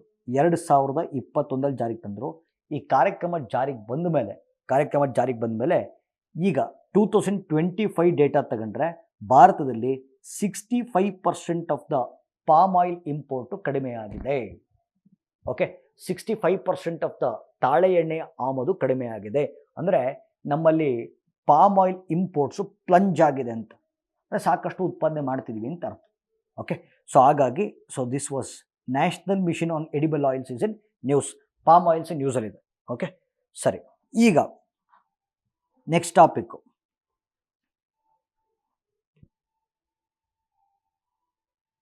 ಓಕೆ, ನೆಕ್ಸ್ಟ್ ಟಾಪಿಕ್ ನೋಡೋಣ. ನೋಡಿ, ಇತ್ತೀಚೆಗೆ DRDO ಒಂದು ಹೊಸ ಮಿಸೈಲನ್ನು ಟೆಸ್ಟ್ ಮಾಡ್ತಾರೆ. ಇದನ್ನು ಬ್ರಾಮೋಸ್ NG ಅಂತ ಕರೆದಿದ್ದಾರೆ. ಓಕೆ, ಸೊ ಇಲ್ಲಿ NG ಅಂತಂದರೆ ನ್ಯೂ ಜನ್ರೇಷನ್ ಅಂತ. ಓಕೆ, ಬ್ರಾಮೋಸ್ ಅಂದರೆ NG ಅಂತ. Okay, anything sir. ಓಕೆ, ಗೊತ್ತಿರಲಿ. ಭಾಳ ಇಂಪಾರ್ಟೆಂಟ್ ಏನು ಅಂತಂದರೆ, ಭಾರತದಲ್ಲಿ ಕ್ಷಿಪಣಿಗಳು, ಶಸ್ತ್ರಾಸ್ತ್ರಗಳು, howitzer gun, bullet proof jackets, ಯುದ್ಧದ ಟ್ಯಾಂಕ್ಗಳನ್ನು ಅಭಿವೃದ್ಧಿಪಡಿಸುವಂಥ ಸಂಸ್ಥೆ ಯಾವುದು? DRDO, defence research development organisation ಅಂತ ಕರೀತೀವಿ. ಓಕೆ, ಇಲ್ಲಿ ಒಂದು ಮಿಸೈಲ್ ನ್ಯೂಸಲ್ಲಿರೋದ್ರಿಂದ, ಓಕೆ, ಬ್ರಾಮೋಸ್ ಎನ್ನುವಂಥ ಮಿಸೈಲ್ ನ್ಯೂಸಲ್ಲಿರೋದ್ರಿಂದ ನಾನು ನಿಮಗೆ ಒಂದು ಮಿಸೈಲ್ನ ಯಾವ ರೀತಿ ಓದಬೇಕು ಅಂತ ಒಂದು ಸ್ಟ್ರಕ್ಚರ್ ಕೊಡ್ತೀನಿ. ಸೊ ನೋಡಿ, ನಾನು ಅದೇ ರೀತಿ ಸಾಕಷ್ಟು ಟಾಪಿಕ್ಸ್ಗಳಿಗೆ ಸ್ಟ್ರಕ್ಚರ್ ಕೊಡ್ತಾ ಇರ್ತೀನಿ. ಓಕೆ, ಸೊ ಇಲ್ಲಿ ನಾನು ಇವಾಗ ಒಂದು ಮಿಸೈಲ್ನ ಯಾವ ರೀತಿ ಓದಬೇಕು ಅಂತ ಹೇಳ್ತೀನಿ. ಓಕೆ, ಮಿಸೈಲ್, ಕ್ಷಿಪಣಿಗಳು. ಓಕೆ, ಸೊ ಮಿಸೈಲ್ಸ್ ಫಸ್ಟ್, ಅದರ ಹೆಸರು ಇಂಪಾರ್ಟೆಂಟು, ನೇಮ್ ಗೊತ್ತಿರಬೇಕು. ಎರಡನೇದು, ಅಭಿವೃದ್ಧಿಪಡಿಸುವಂಥ ಸಂಸ್ಥೆ ಯಾವುದು ಅಂತ ಗೊತ್ತಿರಬೇಕು. ಅದು ಭಾರತದ ಕೇಸಲ್ಲಿ ಯಾವಾಗಲೂ ಯಾವುದಾಗಿರುತ್ತೆ, ಎಲ್ಲ ಮಿಸೈಲ್ಸ್ನು ಕೂಡ ಡೆವಲಪ್ ಮಾಡೋದು ಯಾರು? ಅನ್ಡೌಟೆಡ್ಲಿ ಇಟ್ ಈಸ್ DRDO ಅಲ್ವಾ. ಮತ್ತು ಕೆಲವು ಸತಿ ಅದರ ರೇಂಜ್ ಭಾಳ ಇಂಪಾರ್ಟೆಂಟ್ ಆಗುತ್ತೆ. ರೇಂಜ್ ಅಂದರೆ ಕ್ರಮಿಸುವ ಸಾಮರ್ಥ್ಯ. ಓಕೆ, ಕ್ರಮಿಸುವ ಸಾಮರ್ಥ್ಯ. ಮತ್ತು ನಾಲ್ಕನೇದು payload capacity. Okay, so payload capacity ಅಂತಾರೆ ಸಿಡಿತಲೆಗಳ ಸಾಮರ್ಥ್ಯ ಅಂತ ಕರೀತಾರೆ. ಓಕೆ, ಸಿಡಿತಲೆಗಳ ಸಾಮರ್ಥ್ಯ ಅಂದರೆ ಎಷ್ಟು KGಯ ಸ್ಫೋಟಕ ವಸ್ತುಗಳನ್ನು ತುಂಬಿರ್ತಾರೆ ಅಂತ. ಓಕೆ, ನೆಕ್ಸ್ಟು ಅದು ಯಾವ ಟೈಪ್ ಮಿಸೈಲು ಅಂತ. ಓಕೆ, ಯಾವ ಟೈಪ್ ಮಿಸೈಲು, ಕ್ಷಿಪಣಿಯ ವಿಧ ಯಾವುದು? ಸರ್, ಈಗ ಟೈಪ್ಸ್ ಆಫ್ ಮಿಸೈಲ್ಸ್ ಗೊತ್ತಾಗಬೇಕು ಅಂದರೆ ನಾನು ಕ್ಲಾಸಿಫಿಕೇಷನ್ ಆಫ್ ಮಿಸೈಲ್ಸ್ ಎಕ್ಸ್ಪ್ಲೈನ್ ಮಾಡಬೇಕು, ಕ್ಷಿಪಣಿಗಳ ವರ್ಗೀಕರಣ ಎಕ್ಸ್ಪ್ಲೈನ್ ಮಾಡಬೇಕು. ಓಕೆ, ಇದನ್ನು ಮಾಡೋಣ. ಇಲ್ಲಿ ನೋಡಿ, ಈಗ ಬೇಸ್ಡ್ ಅಪಾನ್ ಲಾಂಚ್. ಓಕೆ, ಉಡಾವಣೆಯ ಆಧಾರದ ಮೇಲೆ ಕ್ಷಿಪಣಿಗಳಲ್ಲಿ 3 ವಿಧ. Okay, sea surface to surface missile, surface to air missile ಮತ್ತು ಏರ್ ಟು ಏರ್ ಮಿಸೈಲ್ ಅಂತ ಕರಿತೀವಿ. ಓಕೆ, ಉಡಾವಣೆಯ ಆಧಾರದ ಮೇಲೆ ಕ್ಷಿಪಣಿಗಳಲ್ಲಿ 3 ವಿಧ. ಒಂದು surface to surface missile, surface to air missile, air to air missile. ಆಯಿತಾ? ಕೆಲವು sir air to surface missile ಇಲ್ವಾ ಅಂತ ಕೇಳ್ತಾರೆ. ಸಿ ಯಾವಾಗಲೂ ಅಷ್ಟೇ, ಮಿಸೈಲ್ ಅನ್ನೋದು ಗ್ರಾವಿಟೇಷನ್ ವಿರುದ್ಧ ಚಲಿಸ್ಬೇಕು. ಆಯಿತಾ? ಗುರುತ್ವಾಕರ್ಷಣೆ ಶಕ್ತಿ ವಿರುದ್ಧ ಚಲಿಸ್ಬೇಕು. ನೀವು ಮೇಲೆ ತಗೊಂಡೋಗಿ ಎತ್ತಾಕಿದ್ರೆ ಅದು ಕ್ಷಿಪಣಿ ಆಗಲ್ಲ, ಬಾಂಬ್ ಆಗುತ್ತೆ. ಓಕೆ, ಸೊ ಹಾಗಾಗಿ ಏರ್ ಟು ಸರ್ಫೇಸ್ ಮಿಸೈಲ್ ಇಲ್ಲ. ಬಟ್ ಅದಕ್ಕೂ ಎಕ್ಸೆಪ್ಷನ್ಸ್ ಇರ್ತವೆ. ಓಕೆ, ಏರ್ ಟು ಸರ್ಫೇಸ್ ಮಿಸೈಲ್ಗೂ ಎಕ್ಸೆಪ್ಷನ್ ಇದ್ದಾವೆ. ಸೊ ಭಾರತದಲ್ಲಿ ಅಭಿವೃದ್ಧಿಪಡಿಸಲಾದ ಏರ್ ಟು ಸರ್ಫೇಸ್ ಮಿಸೈಲ್ ಯಾವುದು ಅಂತ ಕೇಳಿದ್ರೆ ರುದ್ರಮ್ ಅಂತ ಹೇಳ್ತೀವಿ. ಸೊ ಇದು ಎಕ್ಸೆಪ್ಷನ್, ಅದು ಯಾವುದೋ ಒಂದೇ ಒಂದು ಮಾಡಿದ್ವಿ. ಬಟ್ ಸಾಮಾನ್ಯವಾಗಿ ಏರ್ ಟು ಸರ್ಫೇಸ್ ಮಿಸೈಲ್ ಇರಲ್ಲ. ಯಾಕೆಂದರೆ ಗಾಳಿಯಿಂದ ಎತ್ತಾಕಿದ್ರೆ ಅದು ಬಾಂಬ್ ಆಗುತ್ತೆ, ಕ್ಷಿಪಣಿ ಆಗಲ್ಲ. ಕ್ಷಿಪಣಿ ಯಾವತ್ತು ಗುರುತ್ವಾಕರ್ಷಣೆ ಶಕ್ತಿ ವಿರುದ್ಧ ಚಲಿಸ್ಬೇಕು. ಆಯಿತಾ? ಸೊ ಇದು ಈಗ so based upon speed. Okay, based upon speed we have 3 types of missiles. Okay, Sonic missiles, super Sonic missiles, okay, ಮತ್ತು ಹೈಪರ್ಸಾನಿಕ್ ಮಿಸೈಲ್ಸ್ ಅಂತ. ಓಕೆ, ಸೊ ಸೋನಿಕ್ ಮಿಸೈಲ್ಸ್ ಅಂತಂದರೆ ಶಬ್ದದ ವೇಗದಲ್ಲಿ ಗಾಳಿ ಕ್ಷಿಪಣಿ ಚಲಿಸಿದ್ರೆ, ಈಗ ನೋಡಿ ಸೌಂಡ್ ಟ್ರಾವೆಲ್ ಮಾಡುತ್ತೆ, ಸೌಂಡಿಗೆ ಒಂದು ಸ್ಪೀಡ್ ಇರುತ್ತೆ. ಆಯಿತಾ? ಸೌಂಡ್ನ ಸ್ಪೀಡ್ ನಾವು ಎಷ್ಟಿದೆ ಸೌಂಡಿಗೆ ಸ್ಪೀಡು? ಸೌಂಡ್ದು ಸ್ಪೀಡ್ ಬಂದು 1 ಮ್ಯಾಕ್. ಓಕೆ, 1 ಮ್ಯಾಕ್ ಇದೆ. ಸೊ ಶಬ್ದದ ವೇಗದಲ್ಲಿ ಕ್ಷಿಪಣಿ ಚಲಿಸಿದ್ರೆ ಅದು ಸೋನಿಕ್ ಮಿಸೈಲ್ಸ್. ಶಬ್ದಕ್ಕಿಂತ 3 ಪಟ್ಟು ವೇಗದಲ್ಲಿ ಕ್ಷಿಪಣಿ ಚಲಿಸಿದ್ರೆ ಸೂಪರ್ ಸೋನಿಕ್ ಮಿಸೈಲ್ಸ್. ಶಬ್ದಕ್ಕಿಂತ 5 ಪಟ್ಟು ವೇಗದಲ್ಲಿ ಕ್ಷಿಪಣಿ ಚಲಿಸಿದ್ರೆ ಹೈಪರ್ಸಾನಿಕ್ ಮಿಸೈಲ್ಸ್. ಆಯಿತಾ? ಸೊ ಈಗ ಸೂಪರ್ ಸೋನಿಕ್ ಮಿಸೈಲ್ಸ್ ಅಂದರೆ 1 ಮ್ಯಾಕು, ಇದು 3 ಮ್ಯಾಕು, ಇದು 5 ಮ್ಯಾಕ್. ಆಯಿತಾ? ಸೊ ಇದು ಬೇಸ್ಡ್ ಅಪಾನ್ ಸ್ಪೀಡ್. ಈಗ based upon technology. Okay, so based upon technology we have 2 types of missiles. ಆಯಿತಾ? ಯಾವ್ದು ಬ್ಯಾಲಿಸ್ಟಿಕ್ ಮಿಸೈಲ್ ಅಂತ ಕರಿತೀವಿ. Ballistic missile, cruise missile. Okay, so ballistic missile ಮತ್ತು ಕ್ರೂಯಿಸ್ ಮಿಸೈಲ್. ಬ್ಯಾಲಿಸ್ಟಿಕ್ ಮಿಸೈಲ್ ಏನು ಅಂತಂದರೆ these are the old generation missiles. ಆಯಿತಾ? ಇದು new generation missiles. Old generation missiles ಅಂತಂದರೆ ನೋಡಿ, ಇವಾಗ ನೋಡಿ,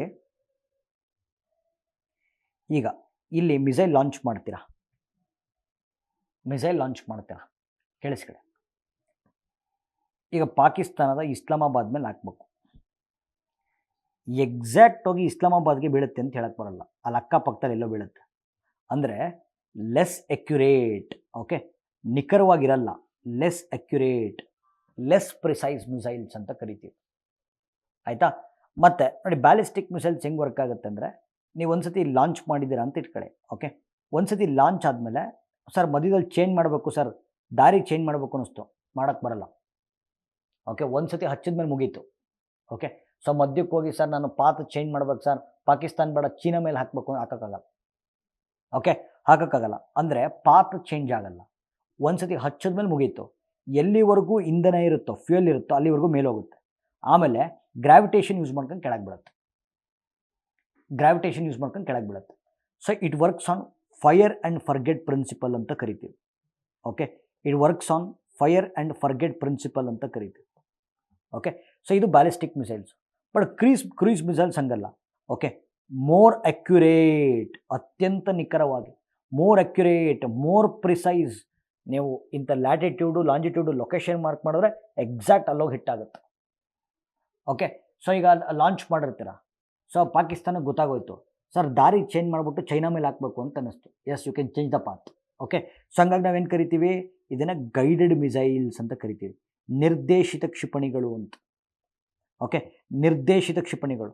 so this the classification of missiles. ಆಯಿತಾ? ಸೊ ಇದು ನಿಮಗೆ ಗೊತ್ತಿರಬೇಕು. ಈಗ ಬ್ರಾಮೋಸ್ NG ಎನ್ನುವಂಥ ಕ್ಷಿಪಣಿಯನ್ನು ಇತ್ತೀಚೆಗೆ ಟೆಸ್ಟ್ ಮಾಡಲಾಯಿತು, ಬ್ರಾಮೋಸ್ ನ್ಯೂ ಜನ್ರೇಷನ್ ಅಂತ. ಓಕೆ, ಸೊ ನೋಡಿ ನಾನೀಗ ಈ ಸ್ಟ್ರಕ್ಚರ್ ಫಿಲ್ ಮಾಡ್ತಾ ಬರ್ತೀನಿ. ಓಕೆ, ನೇಮ್ ಬಂದು BrahMos NG, BrahMos new generation ಅಂತ. ಆಯಿತಾ? BrahMos N G developed by DRDO as usual ಆಯಿತಾ. ಸೊ ರೇಂಜ್ ಕ್ರಮಿಸುವ ಸಾಮರ್ಥ್ಯ ಬಂದು ಓಕೆ 290 ಕಿಲೋಮೀಟರ್ಸ್. ಓಕೆ, ಕ್ರಮಿಸುವ ಸಾಮರ್ಥ್ಯ ಬಂದು 290 ಕಿಲೋಮೀಟರ್ಸ್ ದೂರವನ್ನು ಕ್ರಮಿಸುವಂಥ ಸಾಮರ್ಥ್ಯ ಇರುತ್ತೆ. ಪೇಲೋಡ್ ಕೆಪಾಸಿಟಿ ನೀವು ಹುಡ್ಕೊಳ್ಳಿ. ಓಕೆ, ಪೇಲೋಡ್ ಕೆಪಾಸಿಟಿ ನೀವು ಹುಡ್ಕೊಳ್ಳಿ. ಓಕೆ, ಟೈಪ್ ಬಂದು ನೋಡಿ, ಇಟ್ ಈಸ್ ಎ ಕೇಳಿಸ್ಕೋಬೇಕಿಲ್ಲ. ಓಕೆ, ಟೈಪ್ ಬಂದು it is a supersonic cruise missiles. ಈಗ ನಿಮಗೆ ಗೊತ್ತಿದೆ. Okay, supersonic cruise missiles. Okay, so supersonic ಅಂದ್ರೇನು? 3 ಮ್ಯಾಕ್ ಅಲ್ವಾ? ಸೊ ಶಬ್ದಕ್ಕಿಂತ 3 ಪಟ್ಟು ವೇಗದಲ್ಲಿ ಚಲಿಸುತ್ತೆ. ಕ್ರೂಯಿಸ್ ಮಿಸೈಲ್ಸ್ ಅಂದರೆ ನ್ಯೂ ಜನ್ರೇಷನ್ ಮಿಸೈಲ್ಸ್ ಆಯಿತಾ. ಸೊ ಈ ಥರ ಮಿಸೈಲ್ಸ್ನ ಓದಬೇಕು. Okay, name BrahMos N G developed by DRDO, range 290 kilometre. Okay, payload capacity ನಿಮ್ಮ ಹೋಮ್ವರ್ಕ್ ಹುಡ್ಕೊಳ್ಳಿ. ಓಕೆ, ಎಷ್ಟು KGS ಸ್ಫೋಟಕ ವಸ್ತುಗಳನ್ನು ತುಂಬಿರ್ತಾರೆ ಅಂತ ಫೈಂಡ್ ಔಟ್ ಮಾಡಿ. ಮತ್ತು type it's A supersonic cruise missiles, right? Okay, ಈ ಒಂದು ಕ್ವಶನ್ ಬಂತು ಎಕ್ಸಾಮಲ್ಲಿ. ಭಾರತ ಅಭಿವೃದ್ಧಿಪಡಿಸಿರುವ ಸ್ವದೇಶಿ ನಿರ್ಮಿತ ಕ್ಷಿಪಣಿಗಳು ಯಾವ್ಯಾವು? ಭಾರತ ಅಭಿವೃದ್ಧಿಪಡಿಸಿರುವ ಸ್ವದೇಶಿ ನಿರ್ಮಿತ ಕ್ಷಿಪಣಿಗಳು ಯಾವ್ಯಾವು? ನೋಡಿ, 1980ಕ್ಕಿಂತ ಮುಂಚೆ 1980ಕ್ಕಿಂತ ಮುಂಚೆ ನಾವು ಮಿಸೈಲ್ಸನ್ನು ಇಂಪೋರ್ಟ್ ಮಾಡ್ತಾ ಇದ್ವಿ. ಡಾಕ್ಟರ್ APJ ಅಬ್ದುಲ್ ಕಲಾಂರವರು ಒಂದು ಪರಿಕಲ್ಪನೆ ಕಟ್ಟಿಕೊಟ್ರು. ಭಾರತದಲ್ಲಿ ಕ್ಷಿಪಣಿಗಳನ್ನು ಇಂಪೋರ್ಟ್ ಮಾಡೋದು ಬೇಡ, ನಾವೇ ತಯಾರು ಮಾಡೋಣ ಅಂತ. APJ ಅಬ್ದುಲ್ ಕಲಾಂ ಅವರ ಪರಿಕಲ್ಪನೆಯಂತೆ 1983ರಲ್ಲಿ ಭಾರತ ಸರ್ಕಾರ ಒಂದು ಕಾರ್ಯಕ್ರಮ ತಂತು, IGMDP ಅಂತ, integrated guided missile development program ಅಂತ. Okay, integrated guided missile development program 1983. ಇದನ್ನು ಇಂಪ್ಲಿಮೆಂಟ್ ಮಾಡೋದು DRDO. ಓಕೆ, ಹಾಗಾದರೆ IGMDP ಕಾರ್ಯಕ್ರಮದ ಅಡಿಯಲ್ಲಿ ಅಭಿವೃದ್ಧಿಪಡಿಸಲಾದ ಭಾರತದ ಸ್ವದೇಶಿ ನಿರ್ಮಿತ ಕ್ಷಿಪಣಿಗಳು ಯಾವ್ಯಾವು? ಓಕೆ, ಒಂದು ಕೋಡ್ ವರ್ಡ್ ಕೊಡ್ತೀನಿ. Code word it is Patna. Okay, Patna. Prithvi, Akash, Trishul, Nag, Agni. Okay, so Prithvi, Akash, Trishul, Nag, Agni. So ಈ ಪರಿಕಲ್ಪನೆಯನ್ನು ಕೊಟ್ಟಿದ್ದಕ್ಕಾಗಿ ಡಾಕ್ಟರ್ APJ ಅಬ್ದುಲ್ ಕಲಾಂರನ್ನ ಮಿಸೈಲ್ ಮ್ಯಾನ್ ಆಫ್ ಇಂಡಿಯಾ ಅಂತ ಕರೆದರು.